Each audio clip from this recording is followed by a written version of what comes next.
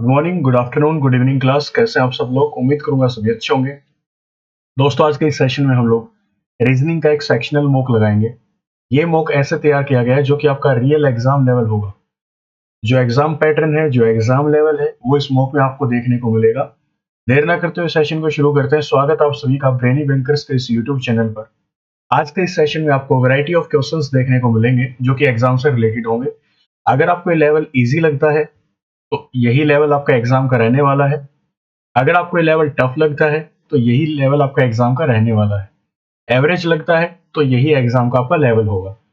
Easy, मुश्किल और average कैसे लगेगा वो आपकी तैयारी पर डिपेंड करेगा कि आपकी तैयारी कितनी है। अगर आपको अभी टफ लग रहा है दैट मीन्स आपकी तैयारी ज्यादा नहीं है। अगर आपको आसान लगे तो मान के चलना आपकी तैयारी अच्छी है। तो इस सेशन में आज हम लोग क्या करेंगे, सबसे पहले यही डिस्कस करते हैं। आज के सेशन में हम लोग एग्जैक्ट लेवल मैच करेंगे पेपर का। आप लोग मान के चलना कि आरआरबी पीओ के अंदर आपको कम से कम 4 से 5 पजल्स और सिटिंग अरेंजमेंट देखने को मिलेंगे। चार अगर आते हैं, 4 सिटिंग अरेंजमेंट और पजल्स आते हैं तो 20 नंबर कवर हो गए।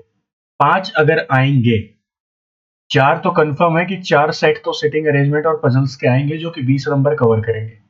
होने को 5 सेट भी हो सकते हैं और 25 नंबर यहां से आपके कवर होंगे। तो आज के इस सेट में हम लोग अलग अलग क्वेश्चंस की प्रैक्टिस करेंगे। कैसे उनको अप्रोच करना है क्वेश्चंस को वो देखेंगे। कौन सी टेक्निक आपको यूज करनी है वो देखेंगे। मॉक टेस्ट एक अलग चीज है, पेपर एक अलग चीज है। एग्जाम जो आएगा वो हर बच्चे को देखते हुए आएगा, ऐसा नहीं है कि बिल्कुल टफ आएगा। तो अब तक जितने भी लेवल्स आए हैं, जो सबसे टफ लेवल है, जो एवरेज लेवल है, जो लो लेवल के एग्जाम अब तक आए हैं, वो सारा हमने कॉम्बिनेशन करके यहाँ पे डाल रखा। तो एक बार देख लेते हैं आज का फर्स्ट सेट हमारा क्या रहेगा। ये एक सिटिंग अरेंजमेंट है, स्क्वायर टेबल बेस्ड।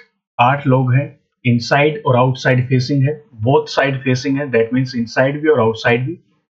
जिन बच्चों को सिटिंग अरेंजमेंट और पजल्स नहीं आती, कोई दिक्कत नहीं है। ये जो फुल मॉक आएंगे इनको आप ध्यान से सुनना। सेशंस थोड़े से बड़े होंगे और आपको आराम से समझने की कोशिश करनी है। जिन बच्चों का जो भी पॉइंट वीक रहे वो यहाँ से कवर कर ले। बिल्कुल बेसिक से चलेंगे, आराम से समझाते हुए करेंगे। अभी हमारा काम टाइमर सेट करके करने का नहीं है, अभी हमारा काम है कि इनको अच्छे से कमांड कर लें इनके ऊपर। चलिए इसको शुरू करते हैं। 8 persons are sitting around a circular table, square table. मैंने क्या किया, मैंने ये फालतू की बातें, ये जो ऊपर स्टेटमेंट गिवन थी ये नहीं पढ़ी। पता है मॉक इतने सारे लगा रखे हैं आपने, तो आप भी समझ जाएंगे कि ये सारी बातें पढ़ने की जरूरत नहीं है। 8 लोग हैं, इनका नाम पढ़ने की जरूरत नहीं है। स्क्वायर टेबल के बाहर बैठे, ये इंपॉर्टेंट है। तो जल्दी से आपको क्या करना है, दो पॉसिबिलिटीज बना लेनी है, दो स्क्वायर टेबल बना लेने हैं, क्योंकि दो के बिना ये काम शुरू नहीं होगा आपका। इन सच ए way that 4 person sits in the corners of the table and facing the center। 4 लोग कॉर्नर पे बैठे, उनका फेस जो है वो सेंटर की ओर है। ये लीजिए, 4 लोग मैंने कॉर्नर पे बैठा दिया और सेंटर मतलब इस टेबल का जो सेंटर है उसकी ओर इनका फेस है। ऐसे ही नीचे वाली पॉसिबिलिटी में कर दीजिए। इसके बाद इसने बोला and other 4 person sits in the middle of the sides of the table and facing away from the center। 4 जो बाकी बचे हुए व्यक्ति हैं वो जो है मिड्स में बैठेंगे, मिड में बैठेंगे साइड्स के, और उनका फेस जो है वो आउटसाइड होगा टेबल से। ये आउटसाइड द टेबल उनका फेस होगा। E sits in the middle of the one of the sides. E जो है वो मिड में बैठेगा इन साइड्स के। तो यहां से एक चीज कंफर्म होती है कि ई का फेस कहां पे होगा, आउटसाइड होगा, और कहीं पर भी ई को बिठा दो साइड्स में। दोनों पॉसिबिलिटीज में हमने क्या किया, ई की पोजीशन को फिक्स कर दिया। 2 person sits between E and D. दो व्यक्ति बैठे हैं ई और डी के बीच में। इसने ऐसा नहीं बोला कि लेफ्ट से डी बैठा है दो छोड़ के, या फिर ई के राइट से दो छोड़ के डी बैठा है। ऐसा हमें कुछ भी नहीं बता रखा। हम लोग क्या करेंगे, दो पॉसिबिलिटी बना ली तो एक में मान लेंगे कि ई के राइट में। इसका राइट क्यों बनेगा, इसका फेस आउटसाइड है, आउटसाइड है तो इसका फेस आपके अपोजिट बैठा है। ये आपका जो राइट है वो इसका लेफ्ट, और जो आपका लेफ्ट है वो इसका राइट। इसके राइट में दो छोड़ के डी बैठा है। दूसरी पॉसिबिलिटी मान लेते हैं कि ई के लेफ्ट में दो छोड़ के कौन बैठा है, डी बैठा है। F sits immediate left of I where none of them sits adjacent to E. F जो है इमीडिएट लेफ्ट में बैठा है आई के इमीडिएट लेफ्ट में कौन बैठेगा, एफ बैठेगा। दैट मींस दो लगातार जगह चाहिए होंगी एफ और आई को बैठने के लिए, है ना। और इसने क्या बोल दिया कि उन दोनों में से कोई भी जो है ई के बगल में नहीं बैठा। एडजेसेंट का मतलब क्या होता है? जो बच्चे पहली बार ये चीज कर रहे हैं वो समझ लें, एडजेसेंट का मतलब क्या है। एडजेसेंट का मतलब होता है बगल में, या फिर आप लोग बोल सकते हैं immediate neighbour. Immediate, immediate neighbour, निकटतम पड़ोसी। कि जो F और I हैं वो E के निकटतम पड़ोसी नहीं है। दैट मीन्स F और I यहाँ पर और यहाँ पर नहीं आएंगे, और इस केस में यहाँ पर और यहाँ पर नहीं आएंगे। कौन नहीं आएंगे? F और I। F seats immediate left of I। F जो है इमीडिएट लेफ्ट में बैठेगा I के। चलिए, अब यहाँ पर दो लगातार जगह चाहिए F और I के लिए, तो ये दो लगातार जगह खाली है। कहीं पर I को बिठा दो, कहीं पर F को बिठा दो, लेकिन दोनों में से कोई एक ना एक तो पड़ोसी बनेगा E का, जो कि नहीं होना चाहिए। दैट मीन्स इन दोनों जगहों में से F और I कहीं पर भी नहीं आएगा। इधर आ जाए तो ये दो जगह हैं। अगर यहां पर मैं बिठा देता हूं किसको? I को, इसका इमीडिएट लेफ्ट ऊपर बनेगा, F यहां पर आएगा, लेकिन ये I का निकटतम, I जो है E का निकटतम पड़ोसी हो गया, और ये नहीं होना चाहिए था, इसने बना कर रखा था। इसको हटाओ यहां से। और पॉसिबिलिटी देखो, अगर मैं I को यहां पर बिठा दूं, इसका इमीडिएट लेफ्ट कहां पे बनेगा? नीचे की ओर, तो F यहां पर आएगा, फिर से पड़ोसी हो गया, तो ये भी केस नहीं बनेगा। अब चलते थोड़ा सा, अगर मैं I को यहां पर बिठा दूं, I के इमीडिएट लेफ्ट में कौन बैठेगा? F बैठेगा। बिल्कुल सही बात है। दूसरा केस क्या हो सकता है कि आई यहां पर भी तो आ सकता है, किसने मना थोड़ी ना किया है कि आई अगर यहां पर आ जाए, फेस इनसाइड हो जाए, तो इसका लेफ्ट कहां पे बनेगा? इधर बनेगा। इधर एफ भी आ सकता है। तो दो केस बन गए एक ही पॉसिबिलिटी के अंदर। अब दो दो केस बन चुके हैं। क्या? अगर आई आपका इस कॉर्नर पे बैठा है तो एफ यहां पर इसके इमीडिएट लेफ्ट में आएगा। अगर आपका आई यहां पे बैठा है तो इमीडिएट लेफ्ट में एफ आएगा। दो पॉसिबिलिटी एक के अंदर बन चुकी। ऊपर चलते हैं। आई अगर यहां पे आया तो इसके इमीडिएट लेफ्ट में एफ आएगा, जो कि ई का निकटतम पड़ोसी नहीं होगा। समझने को ऐसे ही समझ सकते थे कि दो लगातार जगहों पे बैठेंगे एफ और आई, तो यहाँ पर अगर बैठेंगे तो एक ना एक तो पड़ोसी होगा ई का, तो दैट मीन्स इन दोनों जगहों पे एफ और आई नहीं आ सकते, यहाँ पर भी नहीं आ सकते। लेकिन ऐसा तो हो सकता है, अगर यहाँ पर आई को बिठाओगे तो इसका इमीडिएट लेफ्ट कहाँ पे बनेगा? इधर बनेगा, क्योंकि इसका फेस है आउटसाइड। आप इस पोजीशन में बैठ के देखो, फेस इधर कर लो, फिर देखो आपका लेफ्ट कहाँ पे बनेगा? इधर बनेगा। तो लेफ्ट में तो पहले से डी बैठा है, तो आई यहाँ पर वैसे ही नहीं आ सकता। दूसरी चीज, अगर आपका आई आया यहाँ पर, आई यहाँ पे कॉर्नर पे बैठा है, तो इमीडिएट लेफ्ट इसका नीचे बनेगा, यहाँ पे एफ बैठेगा। दूसरा केस क्या हो सकता है कि आई यहाँ पर बैठ जाए इस पोजीशन पे, लेफ्ट कहाँ पे बनेगा? ऊपर की ओर, तो एफ आपका यहाँ पे भी आ सकता है। एक ही केस के अंदर दो दो पॉसिबिलिटी। सर कैसे लेके चले? बिल्कुल लेके चले। अगर आपको लाइन पढ़ने की टेक्निक पता है कि लाइंस कैसे पढ़ते हैं सेटिंग अरेंजमेंट और पजल्स में, उससे आपको मदद मिल जाती है। लेकिन आप बिगिनर्स हैं तो कोई दिक्कत नहीं, लाइन टू लाइन काम करो जैसे अभी हम कर रहे हैं। फिर इसने क्या बोला? C sits second to the left of I. C जो है सेकंड लेफ्ट में बैठा है किसके? आई के। अब हम लोग मान लेते हैं कि आई यहां पर बैठा है, इस केस में आई यहां पर बैठा है, और अगर इस लाइन को पूरा पढ़े तो देख नहीं, क्या है? C sit second to the left of I. C जो है सेकंड लेफ्ट में बैठा है आई के, and C does not sit adjacent to D.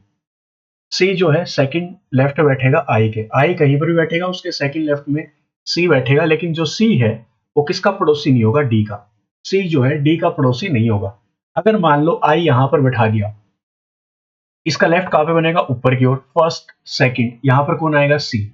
और सी किसका पड़ोसी हो जाएगा? डी का। लेकिन इसने क्या किया था? मना किया था कि सी जो है किसका पड़ोसी नहीं होगा? डी का। दैट मीन्स आई यहां पर नहीं बैठेगा, आई यहां पर नहीं आएगा। अगर आई यहां पर नहीं आएगा तो कौन आएगा? एफ आएगा। तो आई कहां पर आएगा? ऊपर। ऐसे ही नीचे वाले केस में पोजीशन फिक्स कर लेते हैं। अगर आई को मैंने यहां पे बिठा दिया, आई यहां पर बैठा इस कॉर्नर पे, तो इसका लेफ्ट कहां बनेगा? इधर बनेगा left. First second, second left पे कौन आएगा? सी। यहाँ पे ऑलरेडी कौन बैठा है? डी बैठा है, तो यहाँ पे सी नहीं आ सकता, नहीं आ सकता। दैट मीन्स यहाँ पर आई भी नहीं आएगा। यहाँ पे कौन आएगा? एफ। और यहाँ पे कौन आएगा? आई। ये लो, एफ और आई की पोजीशन कंफर्म हमने कर दी। अब सी को बिठाना है सेकंड लेफ्ट में, किसके? आई के। तो इसका अगर आई यहाँ पे है तो सेकंड लेफ्ट नीचे की ओर बनेगा, तो सी यहाँ पर आएगा। आई अगर यहाँ पे बैठा है मिड में, तो इसका लेफ्ट कहाँ बनेगा? इधर बनेगा, तो फर्स्ट सेकंड सी यहाँ पर आएगा। As many person sit between I and D, जितने लोग आई और डी के बीच में बैठे हैं, is same as between H and J. ऐसे लिख लिया करो इनको। ये लाइन बार बार आपको रीड करने की जरूरत नहीं पड़ेगी, ये चीज आपको हेल्प करेगी एग्जाम में। लिखने की टेक्निक आपके पास होनी चाहिए कि लाइंस को कैसे समझा जाए। ये लाइंस को समझने का बेहतरीन तरीका है कि आपको बार बार रीड नहीं करना, आपको वो चीजें इस प्रकार से रिप्रेजेंट करनी है कि आपको देखते ही समझ में आ जाए कि हमने क्या लिखा। हमने लिखा आई और डी के बीच में जितने लोग बैठे हैं उतने ही लोग बैठे एच और जे के बीच में। ठीक है जी। यहाँ पर आई और डी के बीच में कितने लोग बैठे हैं? एक। आई और डी के बीच में कितने लोग बैठे हैं? एक व्यक्ति बैठे हैं, तो एच और जे के बीच में भी एक बिठाना पड़ेगा। अब एच और जे कहीं पर नाम आ नहीं रखा तो यहाँ पर है, यहाँ पे एच यहाँ पे जे नहीं आ सकता क्योंकि लगातार हो जाएंगे। आई और डी के बीच में एक व्यक्ति का गैप है, तो एच और जे के बीच में कितने व्यक्ति का गैप होगा? एक का। तीन पोजीशन खाली है, दो इकट्ठी हैं, एक अलग है। अगर एच यहाँ पे मान लो तो जे यहाँ पे आएगा, बिल्कुल आ सकता है। लेकिन दूसरी पॉसिबिलिटी क्या है कि जे यहाँ पर भी तो हो सकता है, किसी ने मना थोड़ी ना किया। अगर जे यहाँ पे हुआ तो यहाँ पे कौन आ सकता है? फिर एच। जे अगर यहाँ पे तो एच यहाँ पे, एच यहाँ पे तो जे यहाँ पे। सेम इस केस में तीन पोजीशन खाली हैं, दो लगातार हैं, एक अलग है। और यहाँ पर आई और डी के बीच में कितने लोग हैं? कोई भी नहीं है। दैट मीन्स एच और जे के बीच में भी कोई भी नहीं होगा। अगर एच यहाँ पे तो जे यहाँ पे, जे यहाँ पे तो एच यहाँ पे। ये पॉसिबिलिटी आपको समझनी पड़ेगी। अब यहाँ पे अगर लाइन पूरी पढ़ लेते हैं तो आपको और मदद मिलती है। एक व्यक्ति बचता है कौन? एक जगह खाली है, एक व्यक्ति बचता है कौन? C D E F G H I J. किसका नाम नहीं आया अभी तक? जी का। तो जी यहाँ पर बैठेगा, उसकी जगह खाली बच गई। As many persons sit between I and D is same as between H and J. Who sits? Who का रिलेशन किसके साथ होता है? फर्स्ट लास्ट एलिमेंट के साथ। ये याद रखना। Who का रिलेशन, ये रूल्स लिख लेना। Who का रिलेशन लास्ट एलिमेंट के साथ होगा।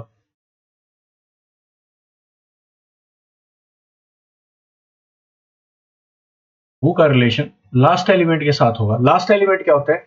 जिसके साथ who लगा होता है उसी के लिए बात हो रही है। J, who sits second to the right of G. J जो कि सेकंड राइट में बैठा है किसके? G के। G ये रहा, इसका सेकंड राइट कहां पे बनेगा? इधर बनेगा, क्योंकि इनसाइड फेसिंग है तो राइट इसका इधर बनेगा। तो फर्स्ट सेकंड यहाँ पे कौन बैठा है? सी। जे तो नहीं बैठा, दैट मीन्स ये डायग्राम क्या हो गया? गलत। यहाँ पे देखें तो जी के सेकंड राइट में कौन बैठेगा? जे। तो फर्स्ट सेकंड। यहाँ पे पॉसिबिलिटी थी कि एच और जे में से कोई भी बैठ सकता है, लेकिन इसने बोला कि J who sit second to the right of G. G के सेकंड राइट में जे बैठा है, दैट मीन्स एच को यहाँ से भगाओ, एच यहाँ से जाएगा, जे यहाँ पर बैठेगा, और ये पॉसिबिलिटी हमारी सही हो जाएगी। फिर ये लीजिए, ये हमारे डायग्राम कंप्लीट हो चुके हैं और ये डायग्राम हमारा सही हो जाएगा। कुछ बेसिक बातें थी वो आपने यहाँ पे समझ ली कि वो का रिलेशन किसके साथ होगा, एडजेसेंट का मतलब क्या होता है, ठीक है, एंड का रिलेशन किसके साथ होता है। ये हमारा कंप्लीट। अब इसके ऊपर जो 5 क्वेश्चन आएंगे वो करना जरूरी है, क्योंकि पजल को बना लेने से कुछ भी नहीं होता, उसके क्वेश्चन को अटेम्प्ट करना है हमें। तो एक बार जो फालतू की बातें वो यहाँ से हटा देते हैं, एक बार जो था फालतू का वो यहाँ पे हटा दो। डायग्राम जो बचा हमारा फाइनल वो रख लेंगे, और जो रूल्स हम आपको नोट डाउन कर लेने अलग से अपने नोट्स में।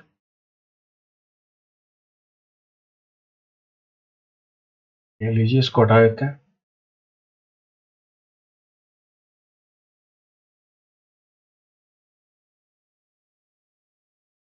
चलिए अब इसके ऊपर बेस्ड 5 क्वेश्चन हम लोग लगा के देखेंगे कि क्या क्या क्वेश्चन इसके ऊपर पूछ सकते हैं।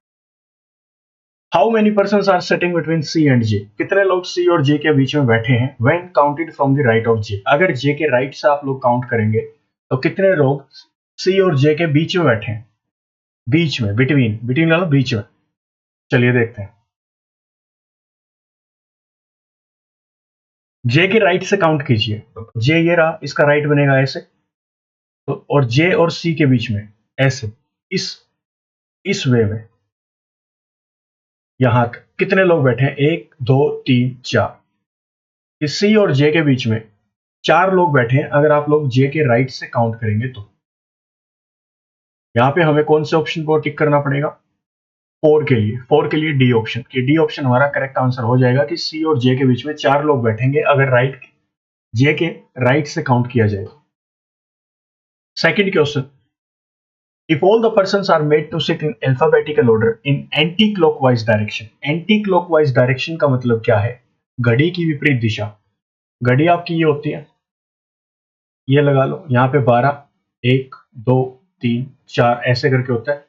आपकी सेकंड्स वाली सुई यहाँ पे आएगी, फिर यहाँ पे आएगी, फिर यहाँ पे, फिर यहाँ पे, फिर यहाँ पे। इस डायरेक्शन में आपकी घड़ी मूव करती है।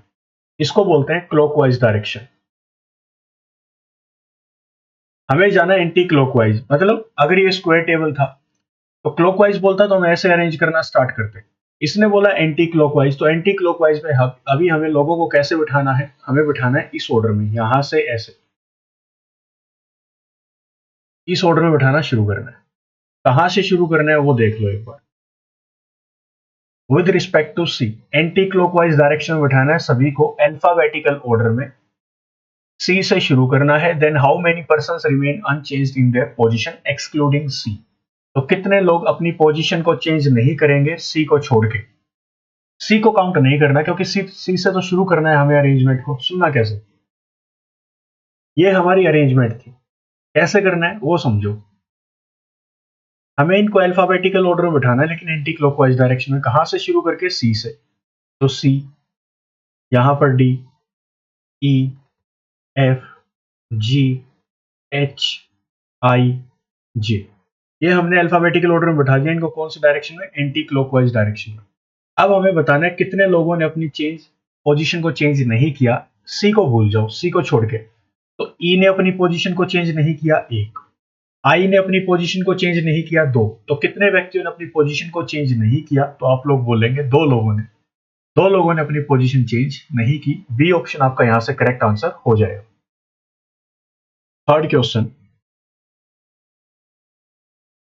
Who among the following person sits opposite to F. F के अपोजिट कौन बैठा है, देखते हैं। एफ के अपोजिट बैठा है जे। एफ के अपोजिट कौन बैठा है, जे। लेकिन जे कहीं पर ऑप्शन में दिखाई दे रहा है क्या, आई और सी दिखाई दे रहे हैं डायरेक्ट नाम, तो ये दो तो हो गए गलत। फिर इसने बातें कर रखी है ऐसे स्टेटमेंट वाइज कि एफ के अपोजिट कौन बैठा है, वो व्यक्ति बैठा है the one who sits second to the right of G. जो जी के सेकंड राइट में बैठा है वो व्यक्ति अपोजिट बैठा है एफ के। इसका एक कहने का मतलब है फर्स्ट ऑप्शन का कि जो व्यक्ति जी के सेकंड राइट में बैठा है वो अपोजिट बैठा है एफ के। तो पहले देखते हैं जी के सेकंड राइट में कौन बैठा है। जी ये रहा, जी के सेकंड राइट में कौन बैठा है, फर्स्ट सेकंड जे, और जे किसके अपोजिट बैठा है, एफ के। दैट मींस इसने बात बिल्कुल सही बोली कि जो व्यक्ति जी के सेकंड राइट में बैठा है वो अपोजिट बैठा है किसके, एफ के। तो ए ऑप्शन आपका यहां से करेक्ट आंसर हो जाएगा। फोर्थ क्वेश्चन है, four of the following five are alike in a certain way as per the given arrangement and hence form a group. पांच ऑप्शन आपको दे रखे हैं, इनमें से चार ऑप्शन किसी ना किसी रूप से एक दूसरे के मेल खाते हैं, सेम है एक दूसरे के साथ। Find the one who does not belong to that group. तो एक ऑप्शन ऐसा है इसमें से जो कि इन पांचों के, इन चार के साथ बिलोंग नहीं करता। नाम है एफ जे आई जी डी। एफ जे आई जी डी। एफ आपका कॉर्नर पे, जे आपका कॉर्नर पे, जी आपका कॉर्नर पे, डी आपका कॉर्नर पे। चार सेम है कि एफ जी डी जे आपके जो है कॉर्नर्स पे बैठे हैं। आई जो है ये अलग है क्योंकि ये कहां पे बैठा है, मिड में बैठा है। यही इन पांचों से क्या है, अलग है। तो आई को आप लोग यहां पे टिक कर देंगे। इन पांचों से अलग कौन था, I. Who among the following person sit third to the right of G. G के थर्ड राइट में कौन बैठा है, जी के थर्ड राइट में, तो ये रहा जी। इसके थर्ड राइट में फर्स्ट सेकंड थर्ड कौन बैठा है, एच। एच बैठा है। लेकिन क्या एच का नाम है यहाँ पे ऑप्शंस में, एच का नाम कहीं पर भी नहीं है। तो ये तीन ऑप्शन तो लास्ट के वैसे ही गलत हो जाएंगे क्योंकि एच तो यहाँ पे नहीं है। फर्स्ट ऑप्शन दे रखा है the one who sits immediate left of I, जो आई के इमीडिएट लेफ्ट में है, जो आई के एकदम बाएं बगल में बैठा है, वो जो है थर्ड राइट में बैठा है किसके, जी के। देखते हैं जरा इमीडिएट लेफ्ट ऑफ आई कौन बैठा है, लेफ्ट में आई के कौन बैठा है, ये रहा आई। आई के इमीडिएट लेफ्ट में कौन बैठा है, एफ। तो ये तो नहीं है, हमें किसका नाम ढूंढना था, एच का। तो ये तो ऑप्शन गलत हो गया, कि फर्स्ट तो ऑप्शन गलत है। सेकंड क्या बोला, the one who sits second to the left of E sits third to the right of G. जो ई के सेकंड लेफ्ट में है वो व्यक्ति बैठा है जी के थर्ड राइट में। Second to the left of E देखना पड़ेगा कौन बैठेगा, ई के सेकंड लेफ्ट। ई का फेस आउटसाइड है तो लेफ्ट इसका इधर बनेगा, फर्स्ट सेकंड एच बैठा है, बिल्कुल सही बात है। जी के थर्ड राइट में कौन बैठेगा, एच बैठेगा। वैसे भी नन ऑफ दीज इसमें नहीं था तो एक ही ऑप्शन बचा था और वही हमारा सही भी हो जाता, लेकिन हम लोग समझने की कोशिश कर रहे हैं कि क्वेश्चन को कैसे समझें। आजकल डायरेक्ट वो नाम ऐसे नहीं देता कि सी डी या जे करके, ऐसे भी नाम नहीं देगा, वो ऐसे स्टेटमेंट को घुमाता है। ताकि पेपर में बच्चे को सोल्व करने में टाइम लगे, टाइम जाए उसका, और इसको बोलते हैं पेपर का लेंदी होना। ऐसे होता है पेपर लेंदी आपका। नेक्स्ट क्वेश्चन की ओर चलते हैं। यहां पर फिर से एक सिटिंग अरेंजमेंट है, सर्टेन नंबर ऑफ पर्सन है। ये जो है मोस्ट इंपॉर्टेंट है, आपकी हर एग्जाम में आपको अनसर्टेन नंबर ऑफ पर्सन देखने को मिलेंगे। यहाँ पे आपको कोई बताएगा नहीं कितने लोग बैठे हैं, आपको खुद बना के देखने पड़ेंगे कि कितने लोग उसमें बैठे हैं। कुछ लोग बैठे हैं स्ट्रेट लाइन में और सबका फेस कहाँ पे, नॉर्थ डायरेक्शन। एक बार इस वीडियो को यहीं पर पॉज करना, खुद से करने की कोशिश करना। Study the following information carefully and answer the questions given below. Certain number of persons are sitting in a straight line facing the north direction. सबसे पहले ये समझिए बच्चे कि डायरेक्शन कैसे माननी है। ये मान लो आपका पूरा एक पेज है, ये जो आपको दिखाई दे रहा है एक पेज है आपका, ऐसे ही रफ पेज होगा। आपके राइट हैंड साइड में इसको बोलते हैं ईस्ट डायरेक्शन, आपके लेफ्ट हैंड साइड में इसको बोलेंगे वेस्ट डायरेक्शन। पेज के टॉप को मानेंगे नॉर्थ, ये नॉर्थ डायरेक्शन में है, और पेज के बॉटम को मानेंगे साउथ डायरेक्शन। जिन बच्चों को डायरेक्शन की दिक्कत है वो समझ लें, जो आपका राइट हैंड साइड है वो ईस्ट होता है, आपका लेफ्ट हैंड साइड वेस्ट, और ऊपर होता है नॉर्थ। बस। अब हमें किसकी तरफ फेस करके बिठाना है इनका सबका, नॉर्थ की ओर। तो नॉर्थ की ओर मतलब ऊपर की ओर फेस करके बैठे हैं सारे लोग। लाइन टू लाइन काम करेंगे, किसी भी चीज को मैं स्किप करना नहीं सिखा रहा, लाइन टू लाइन काम करेंगे। तो सुन रहे एक बार, यहाँ पे शुरू करते हैं। नॉर्थ की ओर फेस है, S sits four to the left of U. S जो है फोर्थ लेफ्ट में बैठा है यू के। इसने ऐसा नहीं बोला कि एस और यू के बीच में चार लोग बैठे, इसने बोला एस जो है फोर्थ पोजीशन पे लेफ्ट में बैठा है किसके, यू के। तो यू को बिठा दो। इसका फेस कहाँ पे होगा, नॉर्थ की ओर, मतलब ऊपर की ओर, ऐसे। सही है, ऐसे होगा इसका फेस। और इसके फोर्थ लेफ्ट में कौन बैठेगा, यू, एस बैठेगा। यू के फोर्थ लेफ्ट में कौन बैठेगा, एस बैठेगा। तो फर्स्ट, सेकंड, थर्ड, फोर्थ, यहां पर कौन बैठेगा, एस। इन दोनों का फेस कहां पे है, नॉर्थ डायरेक्शन। तो नीचे एक पॉसिबिलिटी और मान के चलते हैं ऐसे, एक पॉसिबिलिटी और मान के चलो, यू यहां पे, एस यहां पे। Only two person sits between S and P. S और पी के बीच में दो व्यक्ति बैठे हैं। ऊपर वाले केस में मान लेते हैं कि एस के राइट में दो छोड़ के कौन बैठा है, पी। नीचे वाले केस में क्या मानेंगे, नीचे वाले केस में मानेंगे कि एस के लेफ्ट में दो छोड़ के कौन बैठा है, P. Two person sits between S and P. Only one person sit between P and M. P और एम के बीच में एक व्यक्ति बैठा है। लेकिन अगर इस लाइन को यहां तक पढ़ेंगे तो काफी दिक्कत आएगी। क्यों, क्योंकि पी के इधर एक छोड़ के एम बैठ सकता है, पी के लेफ्ट में एक छोड़ के एम बैठ सकता है, दो केस। नीचे वाले केस में पी के राइट में एक छोड़ के एम बैठ सकता है, दूसरा केस पी के लेफ्ट में एक छोड़ के एम बैठ सकता है। तो हर एक लाइन में, हर एक केस के अंदर दो दो केस, सब केस बनते जाएंगे, तो टोटल चार हो जाएंगे। लेकिन मैंने क्या बोला था, मैंने बोला था जितना मैक्सिमम आप लाइंस को पढ़ सकते हो उतना पढ़ो। Only one person sit between P and M who does not, वो का रिलेशन एम के साथ, M does not sit adjacent to S. M जो है एस के साथ नहीं बैठेगा। एम और पी के बीच में एक व्यक्ति बैठा है, मान लो पी यहां पर है, पी यहां पर बैठा रखा है। एक छोड़ के अगर मैं यहाँ पे एम बैठा दूं, बैठ तो सकता है, लेकिन इसने क्या बोला था, एम जो है किसके बगल में नहीं बैठेगा, एस के साइड में नहीं बैठेगा। दैट मीन्स इधर एक छोड़ के एम नहीं आ सकता, तो इसके पी के राइट में एक छोड़ के कौन बैठेगा, एम बैठेगा। नीचे वाले केस में अगर मैं पी के राइट में एक छोड़ के एम बैठा दूं, तो एम कहां पे बैठ जाएगा, एस के बगल में। और इसने मना किया था कि एस के बगल में नहीं होना चाहिए। दैट मीन्स पी के राइट की तरफ एक छोड़ के नहीं बैठेगा, पी के लेफ्ट में एक छोड़ के कौन बैठेगा, एम बैठेगा। क्लियर। एक मिनट रुकना, इसको थोड़ा सा ठीक कर देते हैं।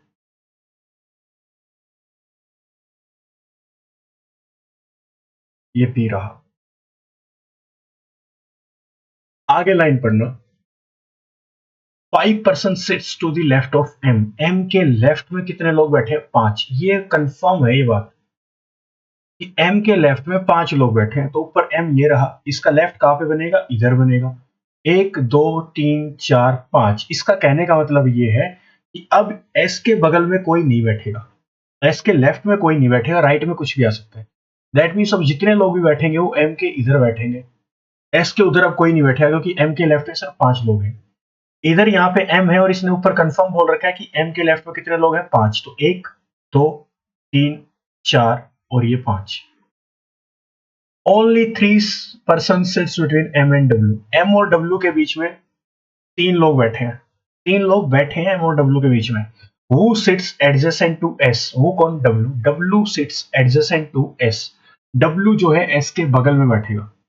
दैट मीन हमें M और W के बीच में 3 लोग छोड़ने और S की तरफ बैठाने की कोशिश करना है W को। M ये रहा 1 2 3, 3 छोड़ के यहाँ पे कौन बैठेगा? W। और W किसके बगल में बैठा? S के बगल में बैठेगा। M यहाँ पे है, 1 2 3 छोड़ के कौन बिठा दो? W बिठा दो। किसके बगल में बैठेगा? S के। यही हमें करना था। चलिए आगे चलते हैं। The number of person sitting between W and U, W और U के बीच में जितने लोग हैं is same as to the number of person sitting to the right of U। उतने ही लोग U के राइट में बैठेंगे। ये होता है डायग्राम को, लाइन को समझ के लिखने का तरीका, कि आपको बार बार लाइन नहीं पढ़नी, आपको यहां से समझ में आएगा इस सर्कल वाले एरिया से कि W और U के बीच में जितने लोग हैं उतने ही U के राइट में हैं। ऊपर वाले केस में काउंट करते हैं।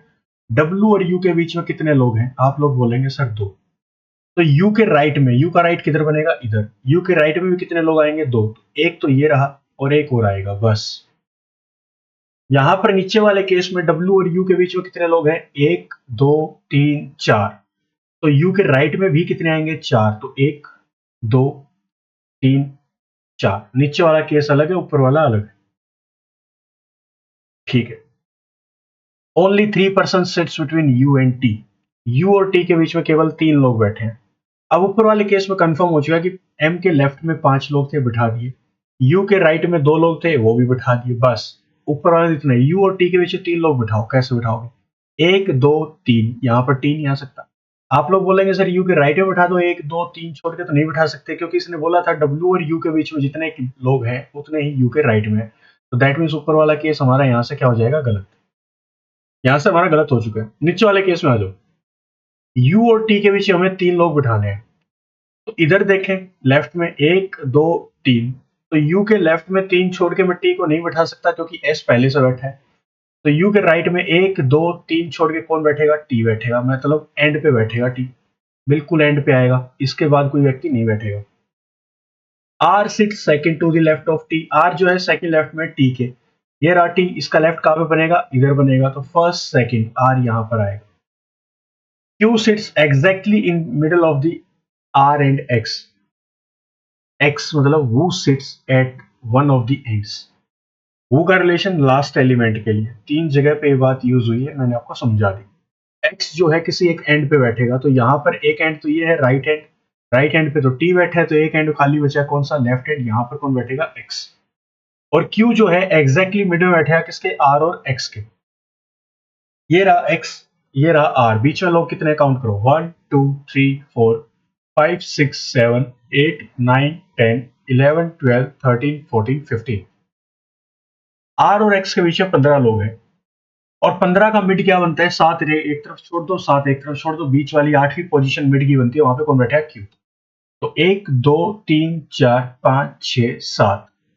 7 इधर छोड़ दिए, 7 इधर छोड़ दिए। बीच में कौन बैठेगा? Q बैठेगा। तो यहां पर आ जाएगा। ये हमारी बन गई पूरी सिटिंग अरेंजमेंट।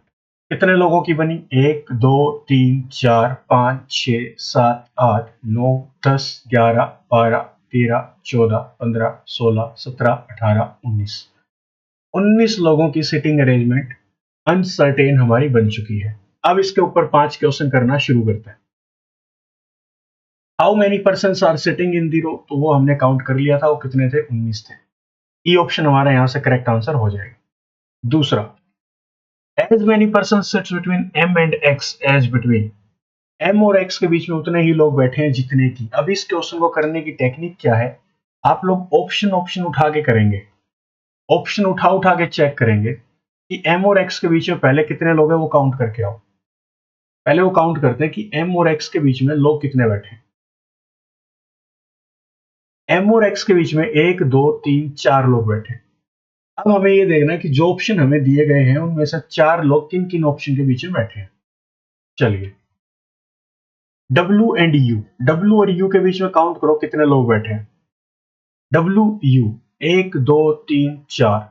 1 2 3 4, बिल्कुल सही बात है। W और U के बीच में 4 लोग बैठे हैं। तो फर्स्ट ऑप्शन ही हमारा यहाँ से करेक्ट आंसर हो जाएगा कि M और X के बीच में उतने ही लोग बैठे हैं जितने कि W और U के बीच में बैठे हैं। अगर S एंड T को चेक करना चाहो कि S and S and T के बीच में कितने बैठे हैं तो देख लो एक बार, एस टी काफी सारे लोग बैठे हैं, 4 से फालतू बैठे हैं, दैट मीन्स ये ऑप्शन हमारा गलत हो जाता। चलिए नेक्स्ट क्वेश्चन पे चलते हैं।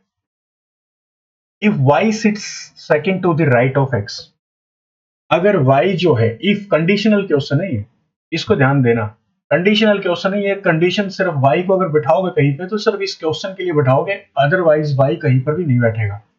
If y sits second to the right of x, अगर राइट सेकंड राइट में बैठ जाए किसके, x के, कौन, y, the number of person sitting toward the left of y is same as number of person sitting to the right of. इसने बोला कि अगर y को x के सेकंड राइट में बैठा दिया जाए तो बताइए y के लेफ्ट में जितने बंदे होंगे उतने ही बंदे किसके राइट में होंगे। तो पहले समझते हैं कि y बैठेगा कहां पे, डायग्राम पे चलते हैं। कि y sit second to the right of x, x के सेकंड राइट में y को बिठा दो। कंडीशनल क्वेश्चन है, सिर्फ इस क्वेश्चन के लिए कंडीशन यूज होगी है, तो मैं एक बार यहां पे बिठा देता हूं, फर्स्ट सेकंड y यहां पर बिठा दिया, इसको सर्कल कर दिया क्योंकि इसको फिर रब कर देना है, मिटा देना है, क्योंकि ये कंडीशन सिर्फ इसी क्वेश्चन के लिए, आगे नहीं लगेगी ये कंडीशन, ठीक है। चलिए अब इसने हमसे क्या पूछा था, y को तो हमने बिठा दिया, अब इसने बोला the number of person sitting to the left of y, y के लेफ्ट में जितने लोग हैं, कितने लोग हैं पहले काउंट करके आओ, y के लेफ्ट में सिर्फ 2 लोग हैं, y के लेफ्ट में सिर्फ कितने लोग हैं, 2।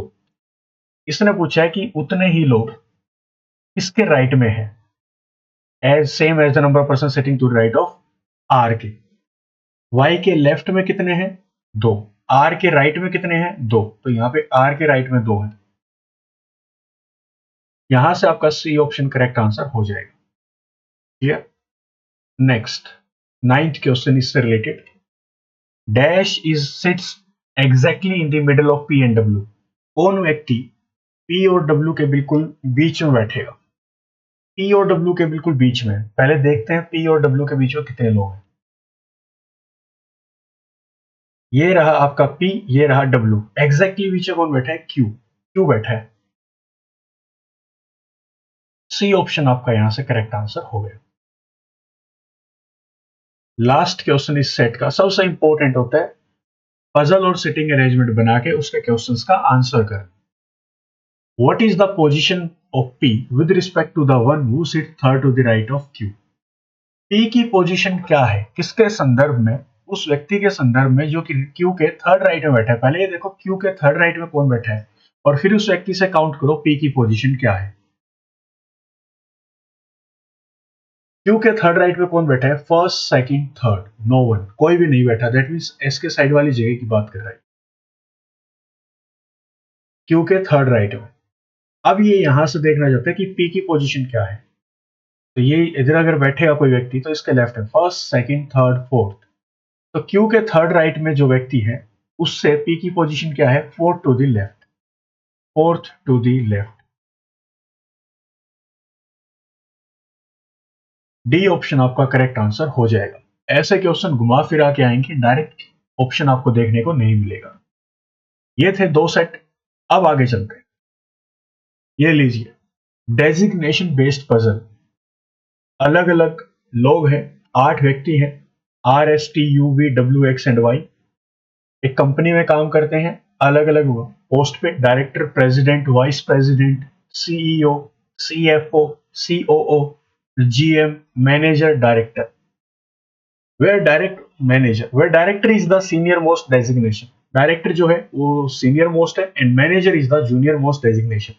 मतलब जो नाम इन्होंने दे रखे हैं, जो डेजिग्नेशन इन्होंने दे रखे हैं, सबसे पहले डायरेक्टर तो सबसे सीनियर, फिर प्रेसिडेंट, फिर उसके नीचे वाइस प्रेसिडेंट, फिर सीईओ, फिर CFO, फिर COO, ऐसे। एक बार इसको जल्दी से पॉज कर लो और खुद से करने की कोशिश करो। चलिए अभी हम इसको शुरू करते हैं। तो ये स्टेटमेंट थी, ठीक है, ये हमने पढ़ ली। डेजिग्नेशन पहले फिक्स कर रहे थे, डेजिग्नेशन क्या क्या है, सबसे पहले डायरेक्टर, शॉर्ट फॉर्म लिखना चाहो शॉर्ट फॉर्म लिख लेना, टाइम बचेगा, president, vice president, CEO, CFO, COO, GM and manager, ये 8 पोस्ट थी। जल्दी से क्या करना है, स्पीड में ये सारा काम करना है आपको, सोचना नहीं है इसके बारे में ज्यादा। पेज रफ पेज जितना लेना चाहो ले सकते हो एग्जामिनर से, कोई दिक्कत नहीं है वहां पे। ये 8 हमने बना दिए और जल्दी से 2-3 पॉसिबिलिटी बना के रख दो, क्या पता कब जरूरत पड़ जाए उस चीज की। ये लो, 2 2 4 2 6 2 8। शुरू करते हैं। At most 2 persons are junior to T. At most का मतलब क्या होता है? एट मोस्ट का मतलब होता है ज्यादा से ज्यादा।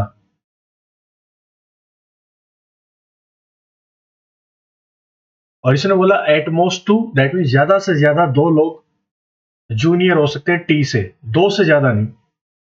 ज्यादा से ज्यादा 2 लोग सीनियर हो सकते हैं टी से, मतलब ये, या तो कोई भी सीनियर ना हो टी से, 0, या टी जूनियर ना हो टी से, 0, एक जूनियर हो टी से, या फिर 2 हो सकते हैं जूनियर टी से, 2 से ज्यादा लोग टी से जूनियर नहीं होंगे। जूनियर कहां पे है? सबसे सीनियर मोस्ट ऊपर, सबसे जूनियर नीचे।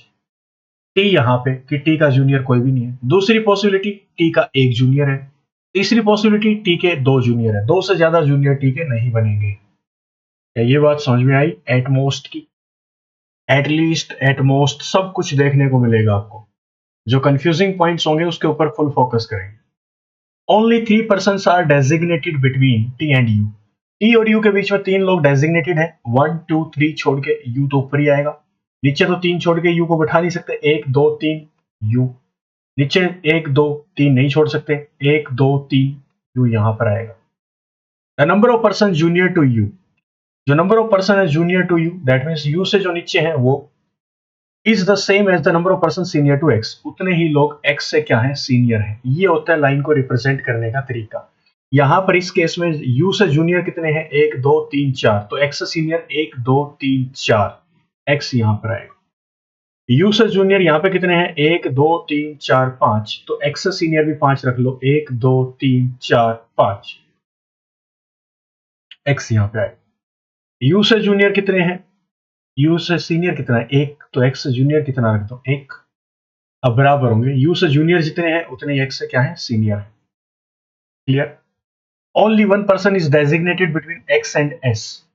ठीक है, एक्स और एस के बीच में केवल एक व्यक्ति डेजिग्नेटेड है। अगर इतना ही पढ़ोगे तो सुन के देखना, 2 पॉसिबिलिटी इधर ही बन जाएंगी। एक्स और एस के बीच में एक व्यक्ति है, एक्स यहाँ पे एक छोड़ के नीचे जूनियर बन सकता है एस।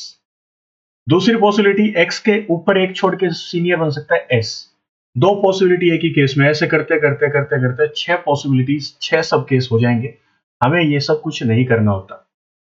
हमें बस, मैंने क्या बोला था आपको, सिर्फ पजल को, मैक्सिमम लाइंस को पढ़ के चलना है।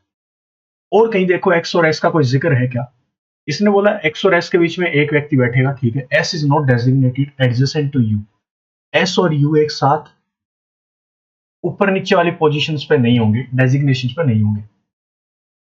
एक्स अगर यहां पे बिठा दिया, एक छोड़ के ऊपर एस को बिठाऊंगा, तो इसने मना किया था S is not designated adjacent to U, U के बगल में नहीं आएगा। दैट मीन्स एक्स के नीचे एक छोड़ के कौन आएगा, एस। यहां पे देखो, एक्स के ऊपर एक छोड़ के अगर एस को बिठाऊंगा तो दोनों एडजेसेंट हो जाएंगे डेजिग्नेशन में, जो कि उसने मना किया था। तो दैट मीन्स एस यहां पर भी नहीं आएगा। एस कहां पर आएगा, नीचे, एक्स के नीचे एक छोड़ के एस।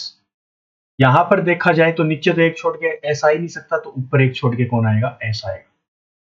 ये भी हो गया। आगे चलते हैं। Only 3 persons are designated between S and V. S और वी के बीच में 3 लोग डेजिग्नेटेड हैं, तो 1 2 3 वी यहां पर, 1 2 3 वी यहां पर, 1 2 3 नीचे तो वी आ ही नहीं सकता, 1 2 3 वी यहां पर आएगा। R is senior to V. R जो है सीनियर है वी से, बट नॉट डायरेक्टर। आर जो है वी से तो सीनियर है, दैट मीन्स ऊपर कहीं पर आएगा वी से, लेकिन डायरेक्टर नहीं है। तो दैट मीन्स आर आएगा यहां पे। वी यहां पे है, आर आएगा यहां पे। इस केस में आर इसका सीनियर बन ही नहीं सकता। ये केस ही क्या हो गया, गलत। ये केस ही गलत हो गया। Only 2 persons are designated between W and R. Last line में इसने क्या बोल दिया, इसने लास्ट लाइन में बोल दिया कि आर और डब्ल्यू के बीच में केवल 2 लोग डेजिग्नेटेड है। इसके अंदर अगर देखें तो 1 2 3 छोड़ के डब्ल्यू आएगा या फिर बिल्कुल ऊपर डब्ल्यू आएगा, तो ये केस भी क्या हो गया, गलत। आर और डब्ल्यू के बीच में 2 लोग डेजिग्नेटेड हैं, तो डब्ल्यू यहां पे आएगा। एक व्यक्ति बचता है, कौन बचता है, R S T U V W X Y. यहां पर किसका नाम नहीं आया, वाई का, तो वाई आ गया यहां पर। ये हमारी फाइनल अरेंजमेंट बन जाएगी पजल की। इसके ऊपर 5 क्वेश्चन है, वो देखते हैं क्या क्या है। What is the designation of Y, Y की डेजिग्नेशन क्या है। वाई क्या है, वाई आपका डायरेक्टर है, तो डायरेक्टर के लिए डी ऑप्शन को आप लोग यहां पे टिक कर देंगे, फिर डी ऑप्शन हमारा करेक्ट आंसर होगा। Next question, how many person are designated between W and S, W और एस के बीच में, बिटवीन बोला है, बिटवीन का मतलब बीच में होता है, डब्ल्यू और एस के बीच में कितने लोग हैं, डब्ल्यू और एस के बीच में कितने लोग हैं, तो दो, दो के लिए टिक करना ऑप्शन को। कौन सा ऑप्शन जाएगा, A. Next, which of the following combination is true with respect to the final arrangement, कौन सा कॉम्बिनेशन सही है, S vice president, S general manager, X COO, Y president, U CEO. X के लिए क्या बोला था, वी के लिए बोला था वाइस प्रेसिडेंट, चेक करते हैं, तो वी सीईओ है, वाइस प्रेसिडेंट तो नहीं है, फर्स्ट ऑप्शन तो गलत हो गया। सेकंड है S general manager, S manager है, जनरल मैनेजर तो टी है, सेकंड ऑप्शन भी गलत है। थर्ड है एक्स सीओओ, एक्स सीओओ ये बिल्कुल सही है, इसको टिक कर दो, सी ऑप्शन आपका यहां से करेक्ट आंसर हो जाएगा। 14th question, dash is designated as CFO, chief finance officer, chief finance officer कौन है इनमें से, सीएफओ कौन है, डब्ल्यू, तो सी ऑप्शन आपका यहां से करेक्ट आंसर हो जाएगा। और इसी का लास्ट क्वेश्चन इस सेट का, dash is immediately senior to W, dash जो है वो इमीडिएटली सीनियर है डब्ल्यू से, but immediately junior to U, तो डब्ल्यू से सीनियर कौन है, इमीडिएटली बोला, इमीडिएटली सीनियर डब्ल्यू से कौन है, डब्ल्यू से इमीडिएटली सीनियर कौन है, सीईओ, सीईओ है। और यहां पर ऑप्शन भी इसी फॉर्मेट के दे रखे हैं, तो आपको यहां पे कौन सा ऑप्शन टिक करना है, the one who is CEO. ये थी आपकी एक पजल डेजिग्नेशन बेस्ड, ये फेवरेट पजल है आपकी, एक तो अनसर्टेन की और एक डेजिग्नेशन बेस्ड आरआरबी के लिए। ये लीजिए एक और set, flat floor based puzzle, flat floor based puzzle है ये। वीडियो को पॉज करो, एक बार खुद से करने की कोशिश करो, अटेम्प्ट करते हैं इसको। फ्लैट फ्लोर बेस्ड पजल, ये जो पजल्स है जो आज मैं आपको करा रहा हूं, अनसर्टेन, डेजिग्नेशन बेस्ड और एक ये फ्लैट फ्लोर, ये तीनों इंपॉर्टेंट है। पता नहीं किस शिफ्ट में कौन सी पजल आपसे पूछ ली जाए कॉम्बिनेशन करके बाकी के साथ। इसने हमें बोला कि 8 व्यक्ति हैं जो कि अलग अलग फ्लोर, 2 डिफरेंट फ्लैट्स में रहते हैं, फ्लैट का नाम है एक्स और फ्लैट वाई, 4 स्टोरी बिल्डिंग है। तो सबसे पहले फ्लोर की बात करते हैं, फ्लोर की। Flat X is to the west of flat Y, ये होता है ईस्ट, यहाँ पे है वेस्ट। फ्लैट एक्स जो है वो वेस्ट में किसके, वाई के, दैट मीन्स फ्लैट एक्स यहां पर आएगा, फ्लैट वाई यहां पर आएगा। एक फ्लोर पर 2 फ्लैट है, lower most floor is numbered 1 and the immediately above is number 2 and so on. Floor की बात करें तो फ्लोर है 4 4 3 2 1, ground floor 1 number, top floor 4 number. जल्दी से हमें ऐसे करके पॉसिबिलिटीज बना लेनी है। अब इसके ऊपर लिखेंगे फ्लैट, 2 पॉसिबिलिटी बनाएंगे, फ्लैट एक्स यहां पर होगा, इसके वेस्ट में है ये फ्लैट वाई की, एक पॉसिबिलिटी। दूसरी पॉसिबिलिटी ये रही, यहां पर फ्लैट एक्स, ये फ्लैट वाई, 2 पॉसिबिलिटी लेके चलेंगे। चलिए शुरू करते हैं। P lives on the second floor, P जो है सेकंड फ्लोर पे रहेगा, मान लिया सेकंड फ्लोर ये है, फ्लैट की बात नहीं कर रहा, सेकंड फ्लोर की बात कर रहा है। फ्लोर ये है, पी सेकंड फ्लोर पे रहेगा, लेकिन ये नहीं बताया कि एक्स फ्लैट में रहेगा या वाई में। तो एक केस में मान लेते हैं कि एक्स फ्लोर में पी रहेगा, दूसरे केस में वाई फ्लैट में पी रहेगा। पहले केस में मान लिया कि फ्लैट एक्स में रहेगा पी, दूसरे केस में मान लिया कि फ्लैट वाई में रहेगा P. M lives to the west of J, M जो है जे के वेस्ट में रहेगा, वेस्ट तो इधर ही बनेगा। और इसका मतलब क्या है? इसका मतलब है दोनों के दोनों लोग एक ही फ्लोर पे रहेंगे, 4 पे, 3 पे या 1 पे। 2 पे तो आ नहीं सकते दोनों। J who lives immediately below P's flat, J जो कि इमीडिएटली बिलो, इमीडिएटली नीचे रहता है किसके फ्लैट से? पी के। पी के फ्लैट से जस्ट नीचे कौन रहता है? जे। फ्लैट ऑफ पी क्या है? वाई। तो जे का फ्लैट भी क्या होगा? वाई। एम यहां पर आएगा। इस केस में यहां पर जे नहीं आ सकता, क्योंकि इसके वेस्ट में अब कौन नहीं बैठ सकता? एम। ये पॉसिबिलिटी क्या हुई? गलत। Only 2 floors are between M and K, M और के के बीच में 2 फ्लोर्स हैं। फ्लोर्स की बात कर रहे हैं, 2 फ्लोर्स हैं एम और के बीच में। 1, 2, that means M fourth floor पे आएगा, लेकिन ये नहीं पता कौन से फ्लैट में, एक्स में या वाई में। इसकी बात थी, sorry. M and K, M तो लिख चुके हैं हम लोग, के। एम और के बीच में 2 फ्लोर्स हैं, ठीक है। के अब ये नहीं पता फ्लैट एक्स में आएगा, फ्लैट वाई में आएगा। I lives to the west of N, I जो है वेस्ट में रहता है किसके? एन के। यहां से क्या समझ में आया? के तो फोर्थ फ्लोर पे रहेगा, या तो फ्लैट एक्स में या वाई में। आई जो है वेस्ट में है किसके? एन के। दैट मीन्स आई आएगा यहाँ पर, एन आएगा यहाँ पे, क्योंकि 2 पोजीशन खाली यहीं पे इसी इसी फ्लोर पे है। आगे चलते हैं। L does not live above N, L जो है ऊपर नहीं रहेगा एन से। दैट मीन्स एल ऊपर नहीं आएगा, कहां पे आएगा? नीचे। नीचे एक ही जगह खाली है। O lives north west of N, O जो है नॉर्थ वेस्ट में है किसके? एन के। ये रहा एन, एन के यहां पे जाओ, ये बना दो, ये क्या है? ईस्ट, ये वेस्ट, ये नॉर्थ, ये south.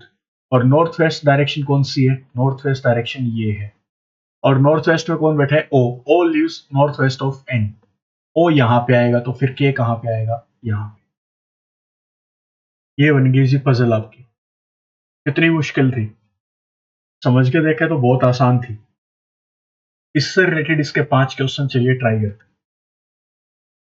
Who among the following person lives on the fourth floor of flat Y, कौन सा व्यक्ति ऐसा है जो फोर्थ फ्लोर पे रहता है फ्लैट वाई के अंदर?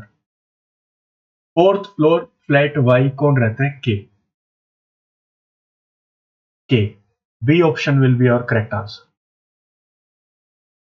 Who among the following person lives 2 floor below I in the same flat, I से 2 फ्लैट नीचे, आई से 2 फ्लैट नीचे सेम फ्लैट में, आई से 2 फ्लोर नीचे सेम फ्लैट में कौन रहेगा? बहुत इंटरेस्टिंग क्वेश्चन नहीं है। गलतियां होती हैं यहाँ पे एस्पिरेंट से। कैसे? Who among the following person lives 2 floor below I in the same flat, I से 2 फ्लोर नीचे सेम फ्लैट में कौन रहेगा? कौन से फ्लैट में? जिस फ्लैट में आई रहता है, उस सेम फ्लैट में आई से 2 फ्लोर नीचे कौन रहेगा? 2 फ्लोर का मतलब 2 फ्लोर्स बिलो का मतलब, सुनना। मान लो आई यहां पे है, 2 फ्लोर्स बिलो का मतलब क्या होता है? First, second. इस फ्लोर की बात कर रहे हैं। कुछ बच्चे क्या सोचते हैं? आई से 2 फ्लोर नीचे छोड़ गए इस पे, तीसरे पे। ये गलत है। 2 फ्लोर्स बिलो का मतलब क्या है? इनके बीच में कितना व्यक्ति आएगा? एक। ये आपको याद रखना है। 3 फ्लोर्स बिलो आई होता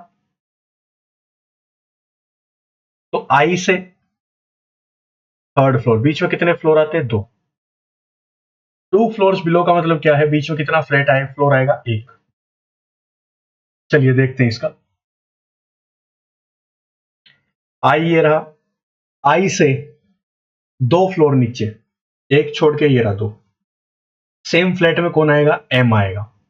बिल्कुल ठीक है, एम आएगा। लेकिन यहां पे क्वेश्चन में गड़बड़ होती है। कैसे होती है? आप लोग क्या करेंगे? आप लोग टिक कर देंगे एम को। यहां पे बोथ सी एंड डी का भी ऑप्शन है। बोथ सी एंड डी की, सी और डी दोनों ऑप्शन सही हो सकते हैं। इसको चेक कर लो।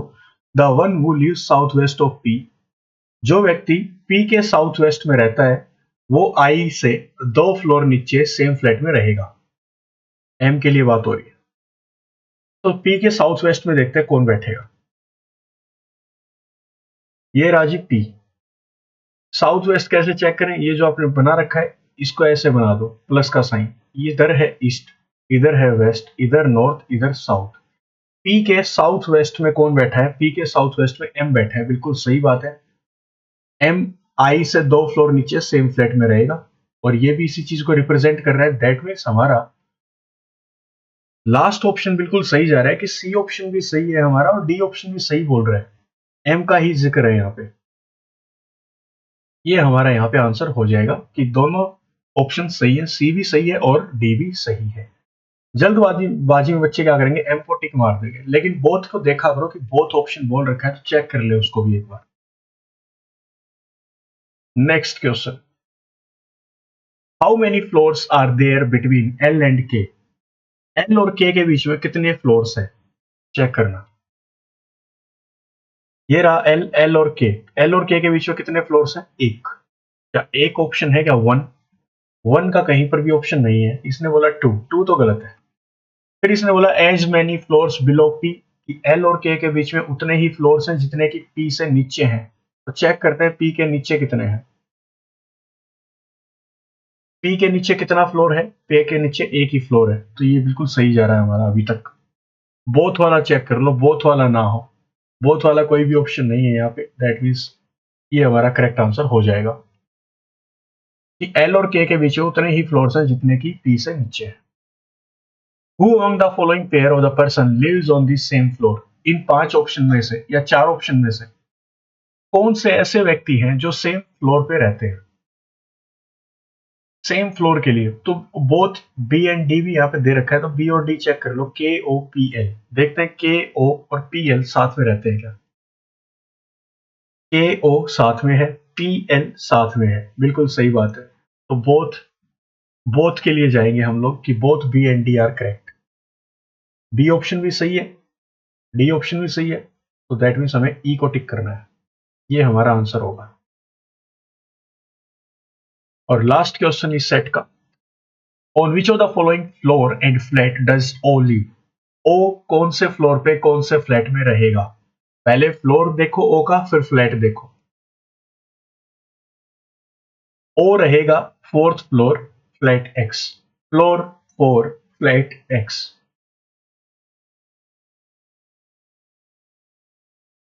Floor 4, flat X. C option हमारा यहां से करेक्ट आंसर बनता है। 21st क्वेश्चन, 4 सेट लगातार back to back sitting arrangement और पजल्स के थे।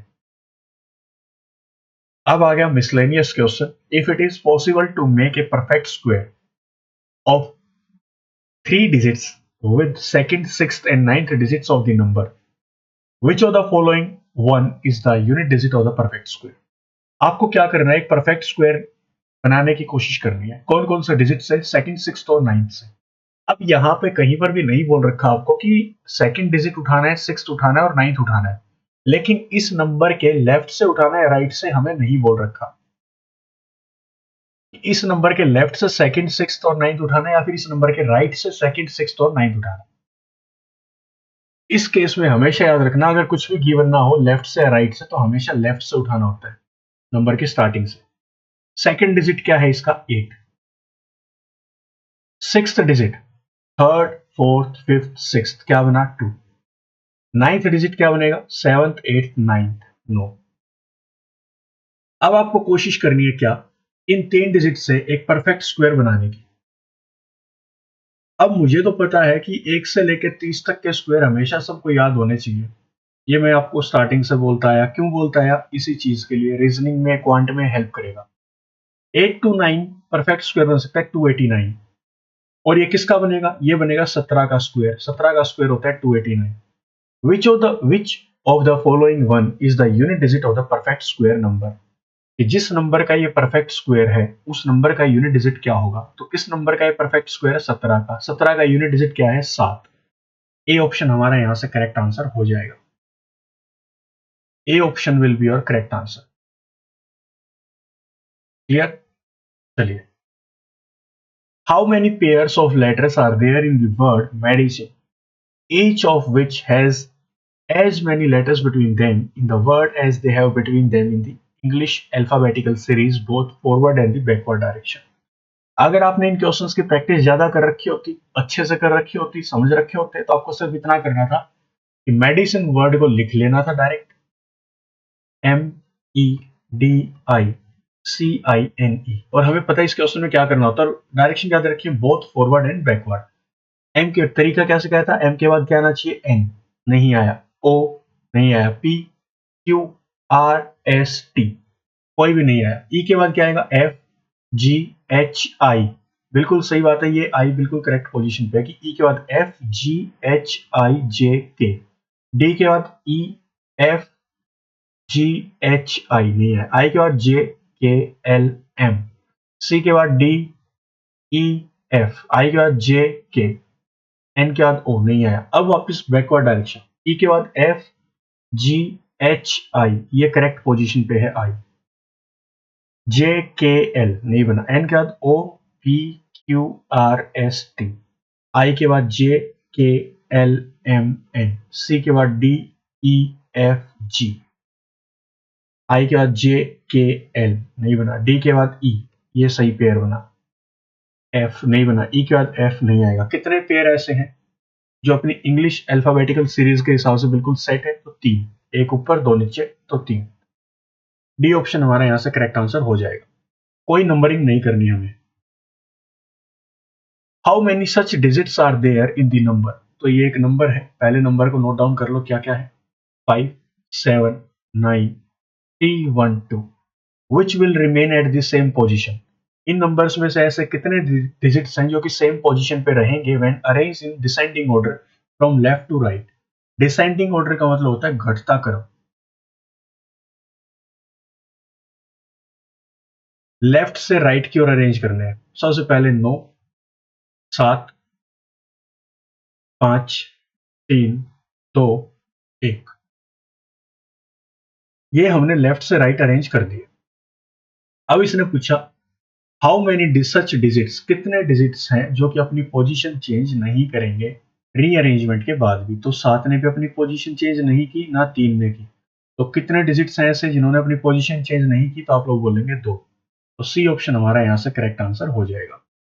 ये मिसलेनियस क्वेश्चन है जो हमेशा पूछे जाते हैं। How many pairs of letters are there in the word environment, word क्या है आपका, environment,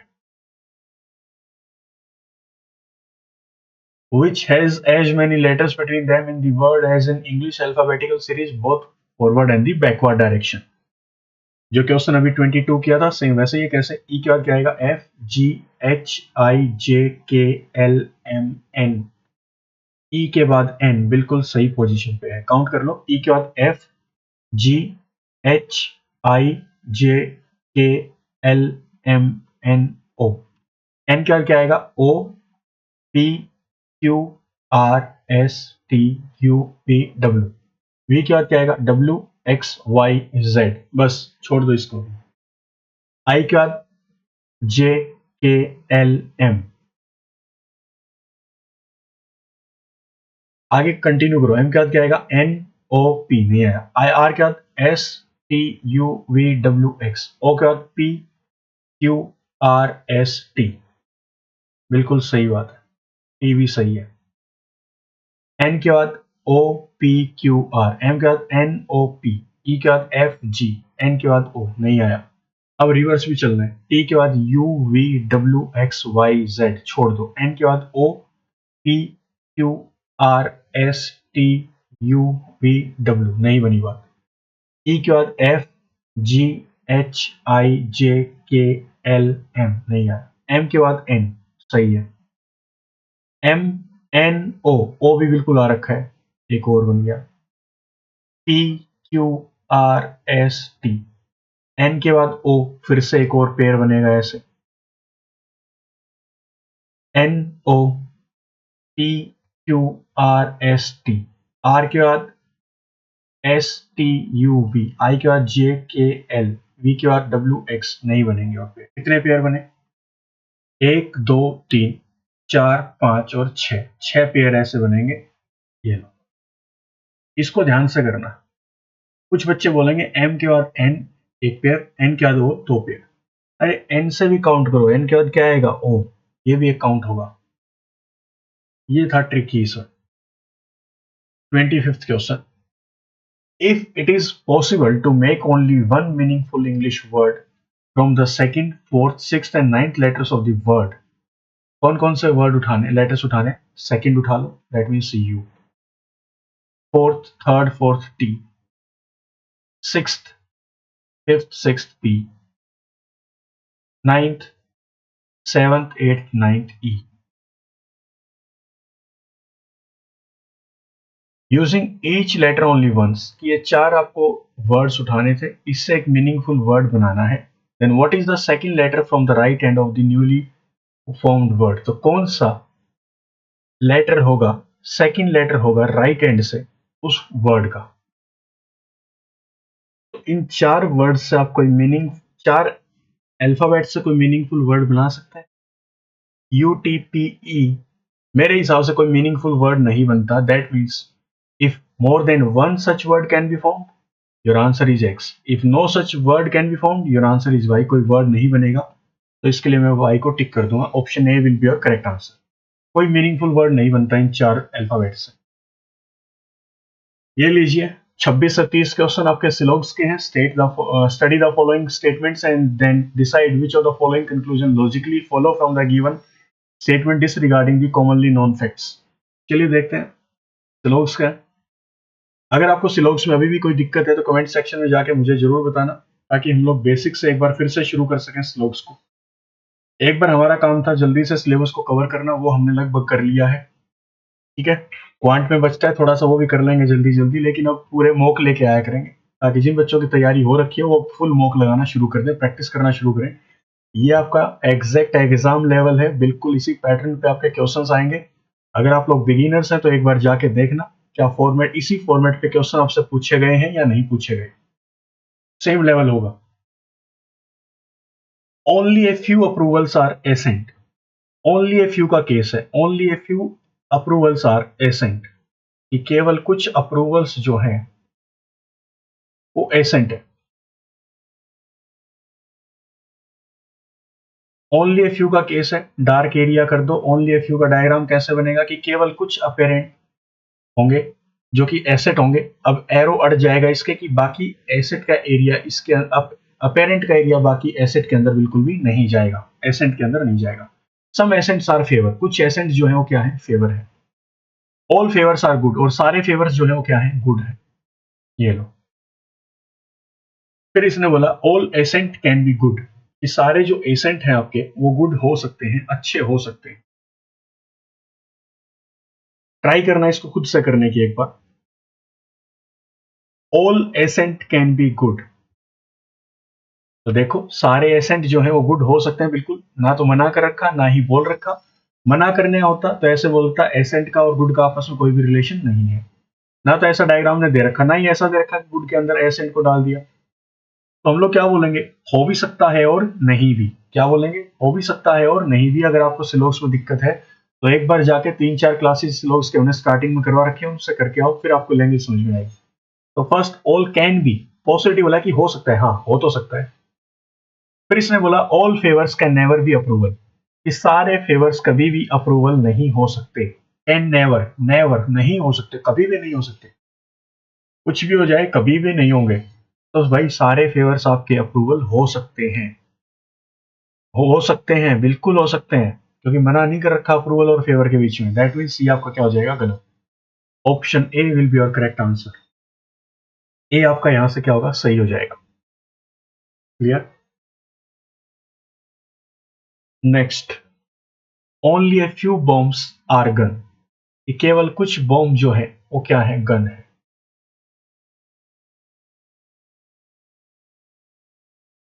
no gun is sniper, कोई भी जो गन है हमारी वो स्नाइपर नहीं है। ऑल स्नाइपर्स आर राइफल, और सारी जो स्नाइपर्स हैं वो क्या है, rifles. All rifles can be gun, कि सारी राइफल्स आपकी गन हो सकती है। तो सुन के देखना, जब राइफल्स को उठा के गन में डालोगे तो राइफल्स के साथ साथ ये आपका स्नाइपर्स का एरिया जाएगा कि नहीं जाएगा? बिल्कुल जाएगा। और गन्स का रिलेशन स्नाइपर के साथ नहीं है।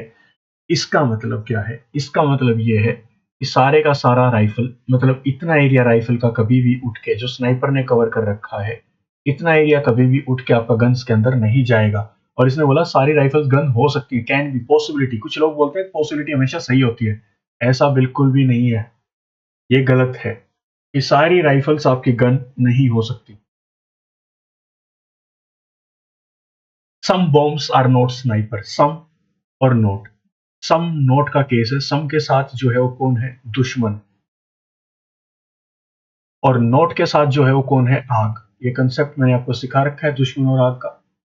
सम बॉम्ब्स आर नॉट स्नाइपर्स, ये कुछ बॉम्ब्स आपके स्नाइपर्स नहीं है। बॉम्ब को उठा लो, दुश्मन को उठा लो, उठा लिया, पूरे दुश्मन को उठा के आग में डाल दो, पूरा दुश्मन उठ के कभी भी आग में नहीं जाएगा, क्योंकि जब दुश्मन को उठा के लेके आओगे तो गन्स का एरिया उठ के आएगा। और गन्स का रिलेशन, इतने एरिया का रिलेशन कभी भी स्नाइपर्स के साथ नहीं होगा। दैट मीन्स दुश्मन आग में नहीं गया,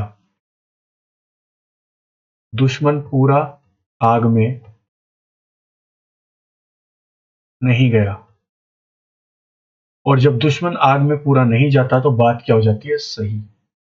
इसने ये बोला कि कुछ बॉम्ब्स जो हैं वो स्नाइपर्स नहीं है। हाँ, बिल्कुल सही बात है कि कुछ बॉम्ब्स हमारे स्नाइपर्स नहीं है। तो only conclusion second follows, C option हमारा करेक्ट आंसर हो जाएगा।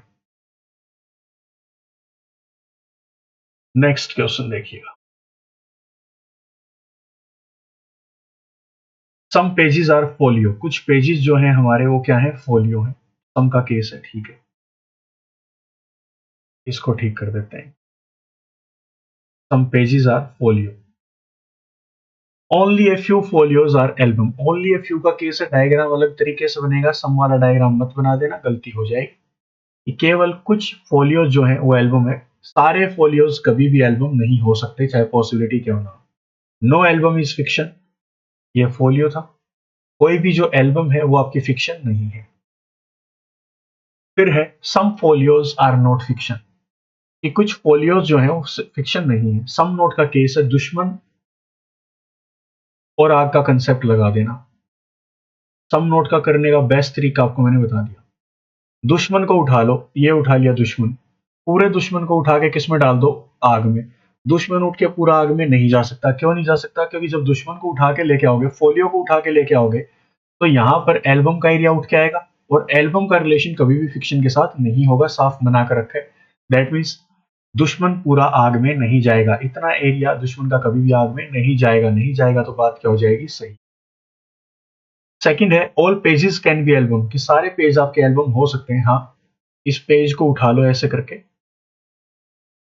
और सारे पेज उठ के आपका एल्बम में जा सकता है। आप लोग बोलेंगे सर फोलियो का इतना एरिया आ सकता है। अरे भाई, ये तो आपने अपनी मर्जी से कवर किया है ना, आप इसको कवर कर लेते, कोई दिक्कत नहीं थी, कोई भी दिक्कत नहीं थी ऐसे। लेकिन इतना है कि सारा फोलियो कभी भी इसके अंदर नहीं जाएगा।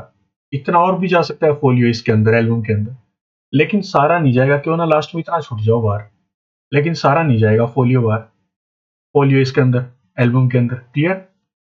तो ये बात भी क्या हो जाएगी? आपकी सही हो जाएगी कि सारे पेज आपके एल्बम हो सकते हैं। यहां से option both conclusion first and second, that means D option आपको टिक करना पड़ेगा कि डी ऑप्शन आपका करेक्ट आंसर होगा। ऑल स्लेट्स आर बोर्ड, कि सारी स्लेट्स जो है आपकी वो बोर्ड है।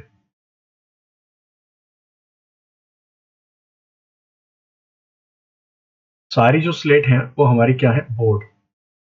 नो अबेकस इज बोर्ड, कोई भी अबेकस जो है वो बोर्ड नहीं है, ठीक है। Only a few abacus are beads, ये बोर्ड्स था। Only a few abacus are beads, केवल कुछ अबेकस क्या है? बीड्स।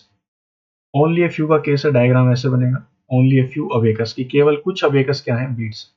एरो लगा दो।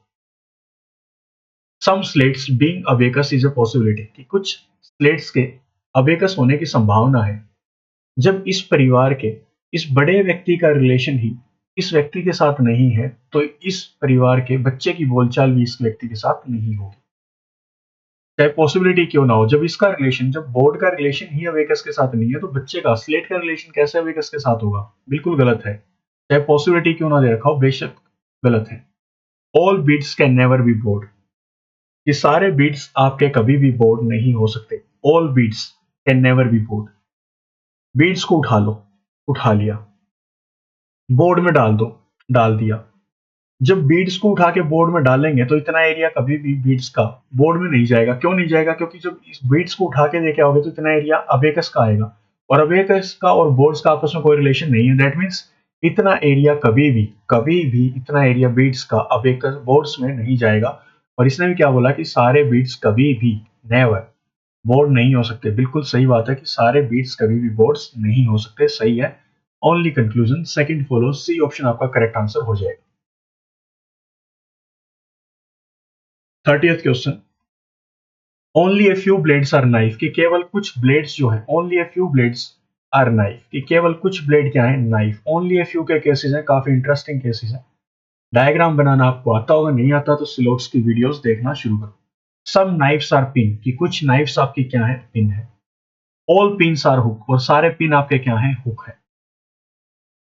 All blades can be knife, सारी ब्लेड्स जो है आपकी वो नाइफ हो सकती हैं। मैंने क्या बोला था, ये एरो क्यों लगाया?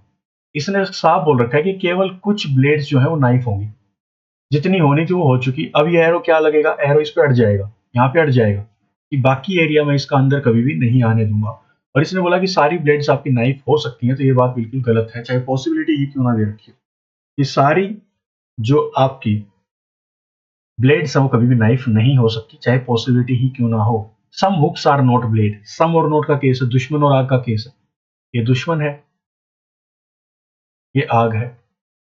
दुश्मन को उठा लो, हुक्स को उठाओ, ये उठा लिया दुश्मन, इसमें डाल दो ब्लेड में, दुश्मन को उठा के आग में डाल दिया। बिल्कुल जा सकता है, क्योंकि मना कर रखा होता है, ऐसे डंडा लगा रखा होता बीच में, नो का रिलेशन होता। ऐसा नहीं है, ना तो मना कर रखा ना ही बोल रखा। दुश्मन पूरा उठ के आग में जाएगा। दुश्मन अगर पूरा उठ के आग में गया तो बात क्या हो जाएगी? गलत। तो यहां पे क्या आएगा? Neither conclusion first not second follows, ना ही पहला और ना ही दूसरा, कोई भी कंक्लूजन सही नहीं है। तो ये थे हमारे 5 क्वेश्चन सिलोक्स के। अब चलते हैं जी आगे। 9 person are from the same family, 31 से लेकर 33 तक के क्वेश्चन है। 3 क्वेश्चन है ये, जो कि ब्लड रिलेशन बेस्ड है। विथ 3 जनरेशन, 3 जनरेशन होगी, एंड मोर देन 2 कपल्स, और 2 से ज्यादा यहाँ पे मैरिड कपल्स होंगे। S is the only daughter of R, S जो है इकलौती बेटी है। ओनली डॉटर का मतलब क्या होता है? इकलौती बेटी किसकी? आर की। आर मान लो ये है, अब इसका जेंडर नहीं पता, हम लोग मेल के यूज करें, मेल के लिए यूज करेंगे पॉजिटिव का साइन, और फीमेल के लिए यूज करेंगे हम लोग नेगेटिव का साइन। जेंडर पता करना जरूरी है, हमें नहीं पता। और आर एस जो है वो इसकी इकलौती बेटी, दैट मीन्स आर की शादी हो रखी होगी किसी ना किसी के साथ। बिल्कुल, और दोनों क्या होंगे? सेम जनरेशन के। इनसे एक जनरेशन नीचे कौन आएगा? इनकी बेटी आएगी। S is the only daughter, that means negative sign, female है। Who has 2 children, R, R के साथ लगाए हु। आर के 2 बच्चे हैं, आर के 2 बच्चे हैं, दैट मीन्स इसका कोई भाई होगा। बहन तो नहीं होगी, क्योंकि इकलौती बेटी है, तो एक क्या होगा? बेटा होगा, और इसका क्या लगेगा? भाई। और दोनों क्या होंगे? सेम जनरेशन के। ब्रदर और सिस्टर, सिबलिंग्स के लिए हम लोग यूज करेंगे क्या? इक्वल का साइन। ये सिंबल्स है, टाइम आने में ब्लड रिलेशन में समझा दूंगा आपको। R who has 2 children and is the sister of B, R के 2 बच्चे हैं, एंड वाली बात होती है फर्स्ट एलिमेंट के लिए। फर्स्ट एलिमेंट यहां पे क्या था? आर। आर जो है बहन है किसकी? बी की। आर बहन है किसकी? बी की। आर बहन है, दैट मीन्स इसका हस्बैंड होगा ये, और किसकी बहन है? बी की। अब बी नहीं पता, आर का क्या लगेगा? भाई लगेगा या बहन लगेगा? वो हमें नहीं पता। Clear? G is the husband of P, G जो है हस्बैंड है किसका? अलग से लिख के छोड़ देते हैं, पी का। पी क्या होगी? फीमेल, क्योंकि जी क्या है? हस्बैंड है। And son of T, G जो है एंड वाली बात किसके लिए होती है? फर्स्ट एलिमेंट, फर्स्ट एलिमेंट कौन है? जी। जी जो है हस्बैंड है पी का, और सन है किसका? टी का। जी जो है बेटा है किसका? टी का। अब टी नहीं पता, मैं साफ साफ नीचे लिखता है, इसको थोड़ा सा ठीक करते हैं एक बार। आर जो है बहन है किसकी? बी की।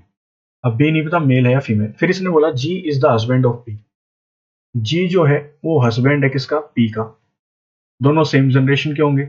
जी हस्बैंड है तो पी वाइफ होगी। मैरिड कपल के लिए ये इंद्रधनुष का साइन बना देना, ऐसा करके जो ये बना रखा है। और एंड सन ऑफ टी, सन है किसका, टी का, कौन, जी, दैट मीन्स ये इसकी माँ या इसका बाप हो सकता है। टी वो is the spouse of B, T जो है स्पाउज है किसका, बी का, टी स्पाउज है बी का।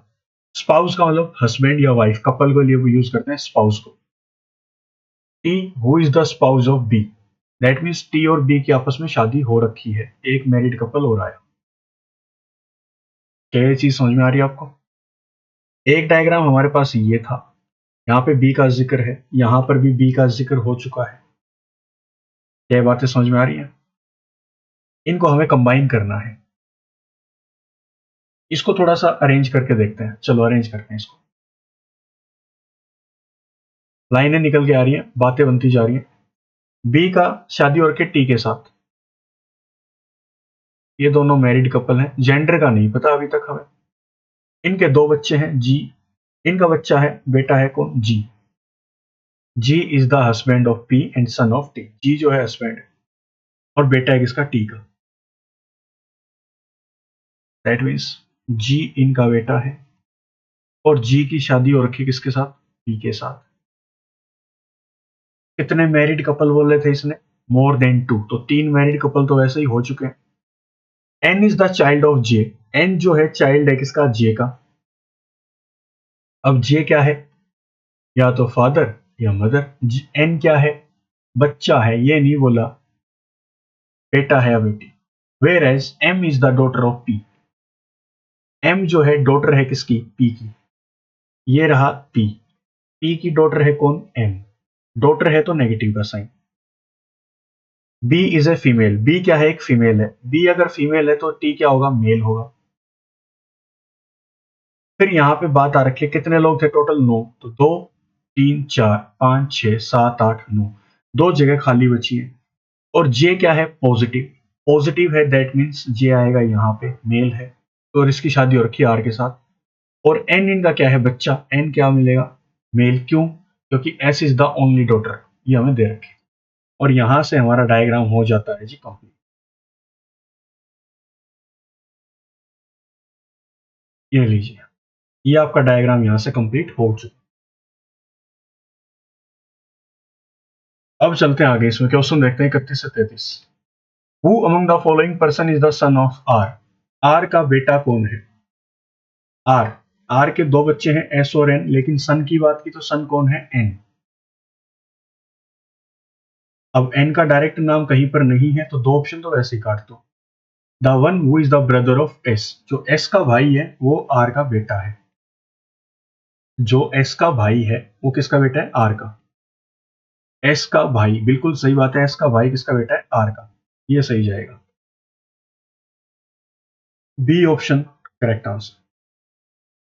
32, how is J related to G, J का क्या संबंध है जी के साथ, मतलब जे क्या लगता है जी का। जे ये रहा, जी का क्या लगेगा, सुनना, अंकल लगेगा। कैसे, जे की वाइफ है आर, आर की बहन है बी, बी का बेटा है जी, तो जे का क्या रिलेशन है जी के साथ, तो आप लोग क्या बोलेंगे, सोचो, how is J related to G, uncle ही लगेगा। कैसे, जे की वाइफ थी आर, आर की बहन थी बी, और बी का बेटा था जी, तो जे क्या लगेगा इसका, अंकल लगेगा। मौसा जिसको आप लोग बोल रहे हैं, मौसा जी, अंकल बोलते हैं उसको इंग्लिश में। If V is the, if conditional question है, ये सिर्फ इसी क्वेश्चन के लिए काम करेगी condition. If V is the daughter of G, अगर वी जो है बेटी है किसकी, जी की, ठीक है, then how is V related to B, तो वी क्या लगेगी, बी की।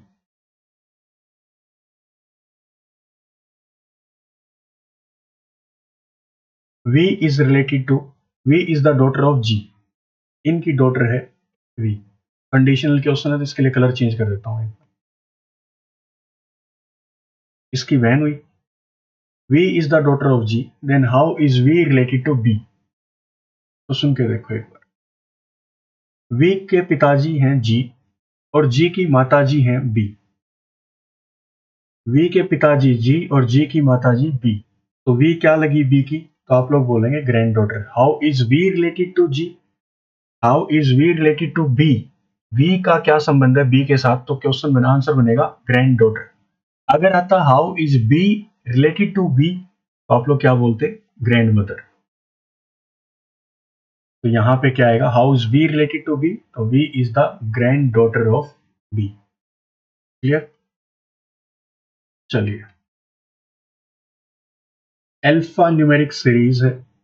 Study the following information carefully and answer the questions given below. How many vowels are there between the elements? कितने vowels हैं between the elements which are 10th from the left hand and 6th from the right hand? सबसे पहले count करना है screen के ऊपर। ये screen है, लेफ्ट हैंड से 10th, first, second, third, fourth, fifth, six, seventh, eight, nine, 10th। इसके एक, और राइट हैंड से कौन सा? 6th। 1 2 3 4 5 6। इसके बीच में हमें वोवल्स ढूंढने हैं, इन दोनों के सिंबल्स के बीच में। के 5 वोवल्स क्या क्या होते हैं? ए, ई, आई और यू। हमें ये देखना है कितने वोवल्स हैं। तो यहां पर एक वोवल ओ और यू, दो, टू, टू वोवल्स हैं। ठीक है, अल्फा न्यूमेरिक सीरीज है, फुल फोकस के साथ इसको करना है। How many vowels are immediately followed by a symbol? कितने वोवल्स ऐसे हैं? वोवल्स के लिए कुछ भी वोवल लिख लो, ए लिख दो। इमीडिएटली फॉलोड, फॉलोड का मतलब क्या होता है? जिसके जस्ट बाद क्या है? सिंबल, कोई भी सिंबल, ये आपको ऐसे लिख लेना होता है।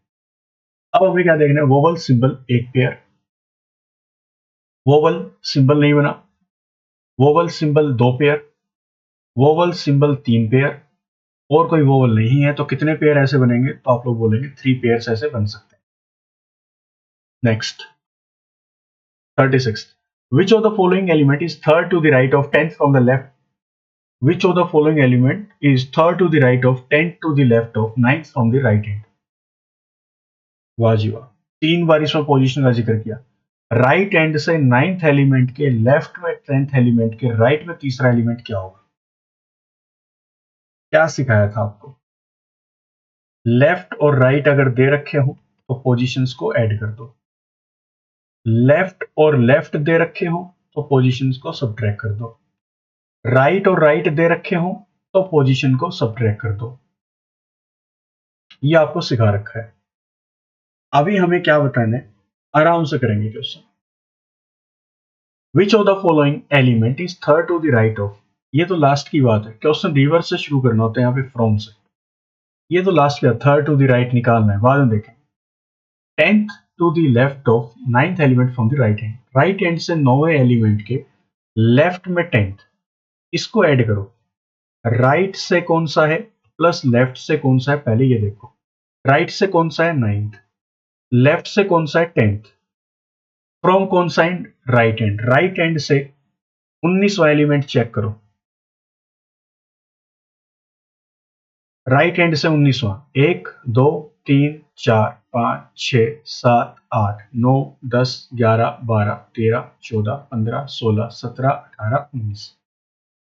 और इसके कौन सा राइट चेक करना है? Third right. तो थर्ड राइट इसका कहां पे बनेगा? इधर, फर्स्ट सेकंड थर्ड। क्या आएगा? 5। तो ये 5 को टिक कर दो। 5 आपका यहां से क्या हो जाएगा? Correct answer, C option. समझ में आया? 3 केस हो चुके हैं इसमें। How many consonants are there? तो क्या करना है? कॉन्सोनेंट के लिए रिप्रेजेंट कर लेना है कॉन्सोनेंट को। कैसे करोगे? सी से रिप्रेजेंट कर लो consonant. Which are immediately preceded by another consonant? जिससे पहले भी क्या आएगा? एक कॉन्सोनेंट आएगा। मतलब 2 कॉन्सोनेंट आपको लगातार चाहिए। कॉन्सोनेंट मतलब सी और डी, कोई भी 2 consonant, and immediately followed by a symbol. और इस कॉन्सोनेंट के बाद क्या आना चाहिए? सिंबल। 2 कॉन्सोनेंट फिर सिंबल, ऐसे पेयर ढूंढने आपको। 2 कॉन्सोनेंट ढूंढो या फिर सिंबल ढूंढ लो। सिंबल ये रहा, इससे पहले 2 कॉन्सोनेंट है, नहीं है। ये रहा सिंबल, इससे पहले 2 कॉन्सोनेंट है, नहीं है। ये रहा सिंबल, इससे पहले 2 कॉन्सोनेंट है, नहीं है। ये सिंबल है, इससे पहले 2 कॉन्सोनेंट नहीं है। ये सिंबल है, इससे पहले 2 कॉन्सोनेंट लगातार नहीं है। ये सिंबल, इससे 2 कॉन्सोनेंट लगातार नहीं है। ये रहा सिंबल, इससे पहले दो कॉन्सोनेंट लगातार नहीं है, ये रहा सिंबल और ये रहे दो कॉन्सोनेंट लगातार। इसके बाद ये रहा सिंबल, इससे पहले दो रहे ये कॉन्सोनेंट लगातार। कितने पेयर बनेंगे? 2। तो 2 पेयर्स। ऐसे कितने पेयर्स बनेंगे? 2। तो 2 आप लोग टिक कर दें। Which of the following element is 10 to the right of 9 from the left hand? बस इतना याद करना है, राइट और लेफ्ट। राइट और लेफ्ट है तो पोजीशंस को क्या करना है? ऐड करना है। राइट से कौन सा? 10th। लेफ्ट से कौन सा? 9th। कितना बना? 19। कहां से चेक करेंगे? चेक कहां से करेंगे? फ्रॉम के बाद क्या आया? फ्रॉम के बाद आया लेफ्ट। तो लेफ्ट हैंड से 19वां एलिमेंट चेक करना है आपको। 2, 2 4, 2 6, 2 8, 2 10, 2 12, 2 14, 2 16, 2 18 और एक 19। 19वां क्या है? 3। सी ऑप्शन हमारा यहां से क्या हो जाएगा? Correct answer. सी ऑप्शन हमारा करेक्ट आंसर हो जाएगा। ले लो। 39 and 40 questions. Study the following information carefully and answer the questions given below. Distance direction based है। चलिए शुरू करते हैं। इसके लिए आपको बेसिक एक बात समझनी है। क्या? पेज के आपका जो राइट हैंड साइड होता है उसको क्या मानेंगे? East direction. आपके इसके अपोजिट क्या आएगा? वेस्ट आएगा। पेज के टॉप को क्या बोलते हैं? North direction. और इसके अपोजिट क्या आएगा? South.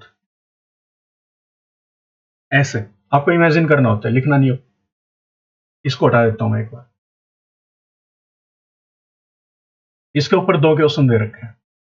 Point A is 3 metre west of B. मान लो पॉइंट बी यहां पर है, बी यहां पर है। ए जो है 3 मीटर वेस्ट में है, तो 3 मीटर वेस्ट इधर मान लेते हैं कि इधर 3 मीटर वेस्ट है। कौन? ए। ये 3 मीटर का डिस्टेंस है। बी विच इज, विच का लो इसी एलिमेंट के लिए, वो और विच का रिलेशन लास्ट एलिमेंट के लिए हुआ। Which is 4 metre north of C. B जो है 4 मीटर नॉर्थ में किसके? सी के। सी के 4 मीटर नॉर्थ में था कौन? B. D is 6 metre west of C. D जो है 6 मीटर वेस्ट में है। पहली बात तो ये यहां तक आएगा 3, और इसके बाद क्योंकि इसके बराबर 3 था, और इसके बाद आगे और जाएगा ये 3। यहां पर कौन है? D. D is 6 metre west of C and 5 metre north of E. And का रिलेशन किसके लिए होता है? एंड का रिलेशन होता है फर्स्ट एलिमेंट के लिए।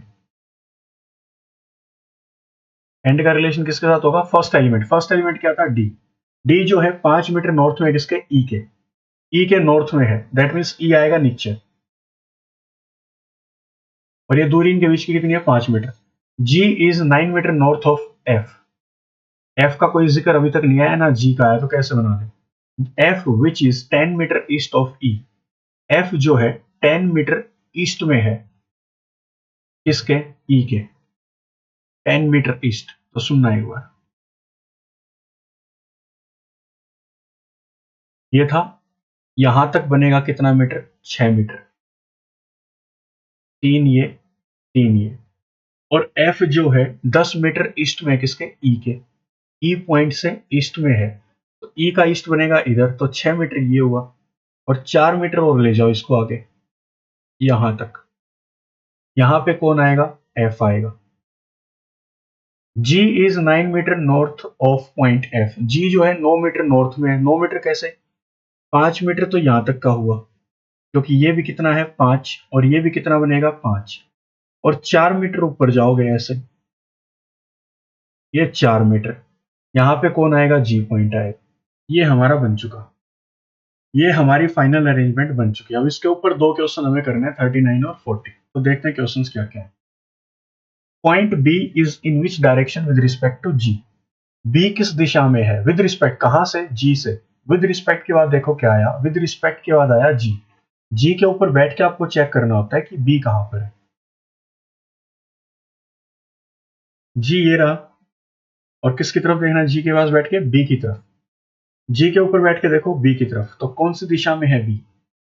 तो जी से किस दिशा में है बी? बिल्कुल बराबर आ रखा है इसके। किस दिशा में होगा ये? वेस्ट में। तो वेस्ट, बी जो है वेस्ट डायरेक्शन में किसके? जी के। तो यहां से सी ऑप्शन हमारा करेक्ट आंसर। क्लियर?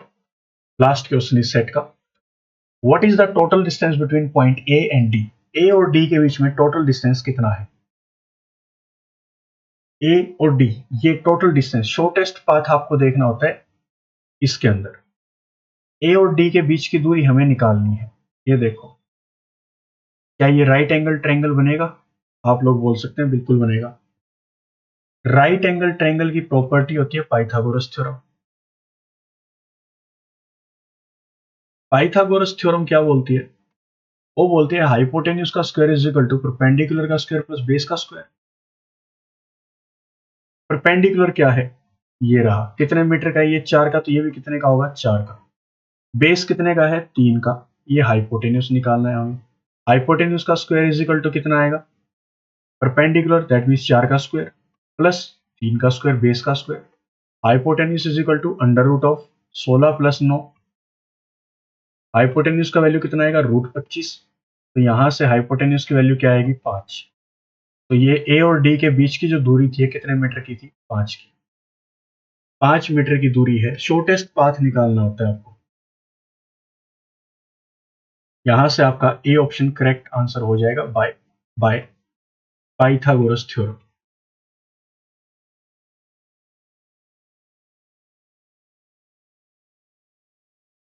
यहां पे आपके 40 क्वेश्चन आके कंप्लीट होते हैं। ये थे आपका 40 क्वेश्चन का एक सेट जो हमने आपको करवा दिया। एग्जैक्ट एग्जाम लेवल, किस टाइप के क्वेश्चन आपसे पूछे जाएंगे, क्या लेवल रहने वाला है। अगर आपको लेवल आसान लगा तो मान के चलना यही लेवल आपका आएगा। 40 आउट ऑफ 40 आप लोग इजीली स्कोर इसमें कर सकते हैं। यहीं पे आज के सेशन को समाप्त करते हैं। तो आप लोग इस पीडीएफ को ढूंढ सकते हैं, आपको ये पीडीएफ मिल सकती है जो टेलीग्राम चैनल से। तो आप लोग टेलीग्राम चैनल को ज्वाइन कर लेना। टेलीग्राम चैनल का जो लिंक है वो मैं कमेंट सेक्शन में डाल दूंगा।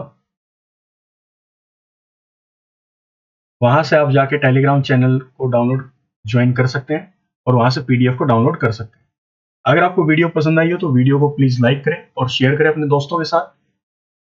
ठीक है, लाइक और शेयर करेंगे तो क्या होगा, जब भी कोई बच्चा ढूंढेगा इन वीडियोस को, लाइक ज्यादा करने से क्या होता है, वीडियो कम ट्रेंड में आती है। शेयर करेंगे तो आपके दोस्तों को मदद मिलेगी। और सब्सक्राइब करना ना भूलें हमारे चैनल को, और बेल आइकन को जरूर प्रेस कर लें ताकि जब भी नए नोटिफिकेशन आए, नए वीडियोस आए तो आपके पास नोटिफिकेशन पहुंच जाए। इसी के साथ आज के सेशन को यहीं पर समाप्त करते हैं। मिलते हैं नेक्स्ट सेशन में, तब तक के लिए अपना ख्याल रखें, अपने परिवार का ख्याल रखें, पढ़ते रहें, आगे बढ़ते रहें। धन्यवाद।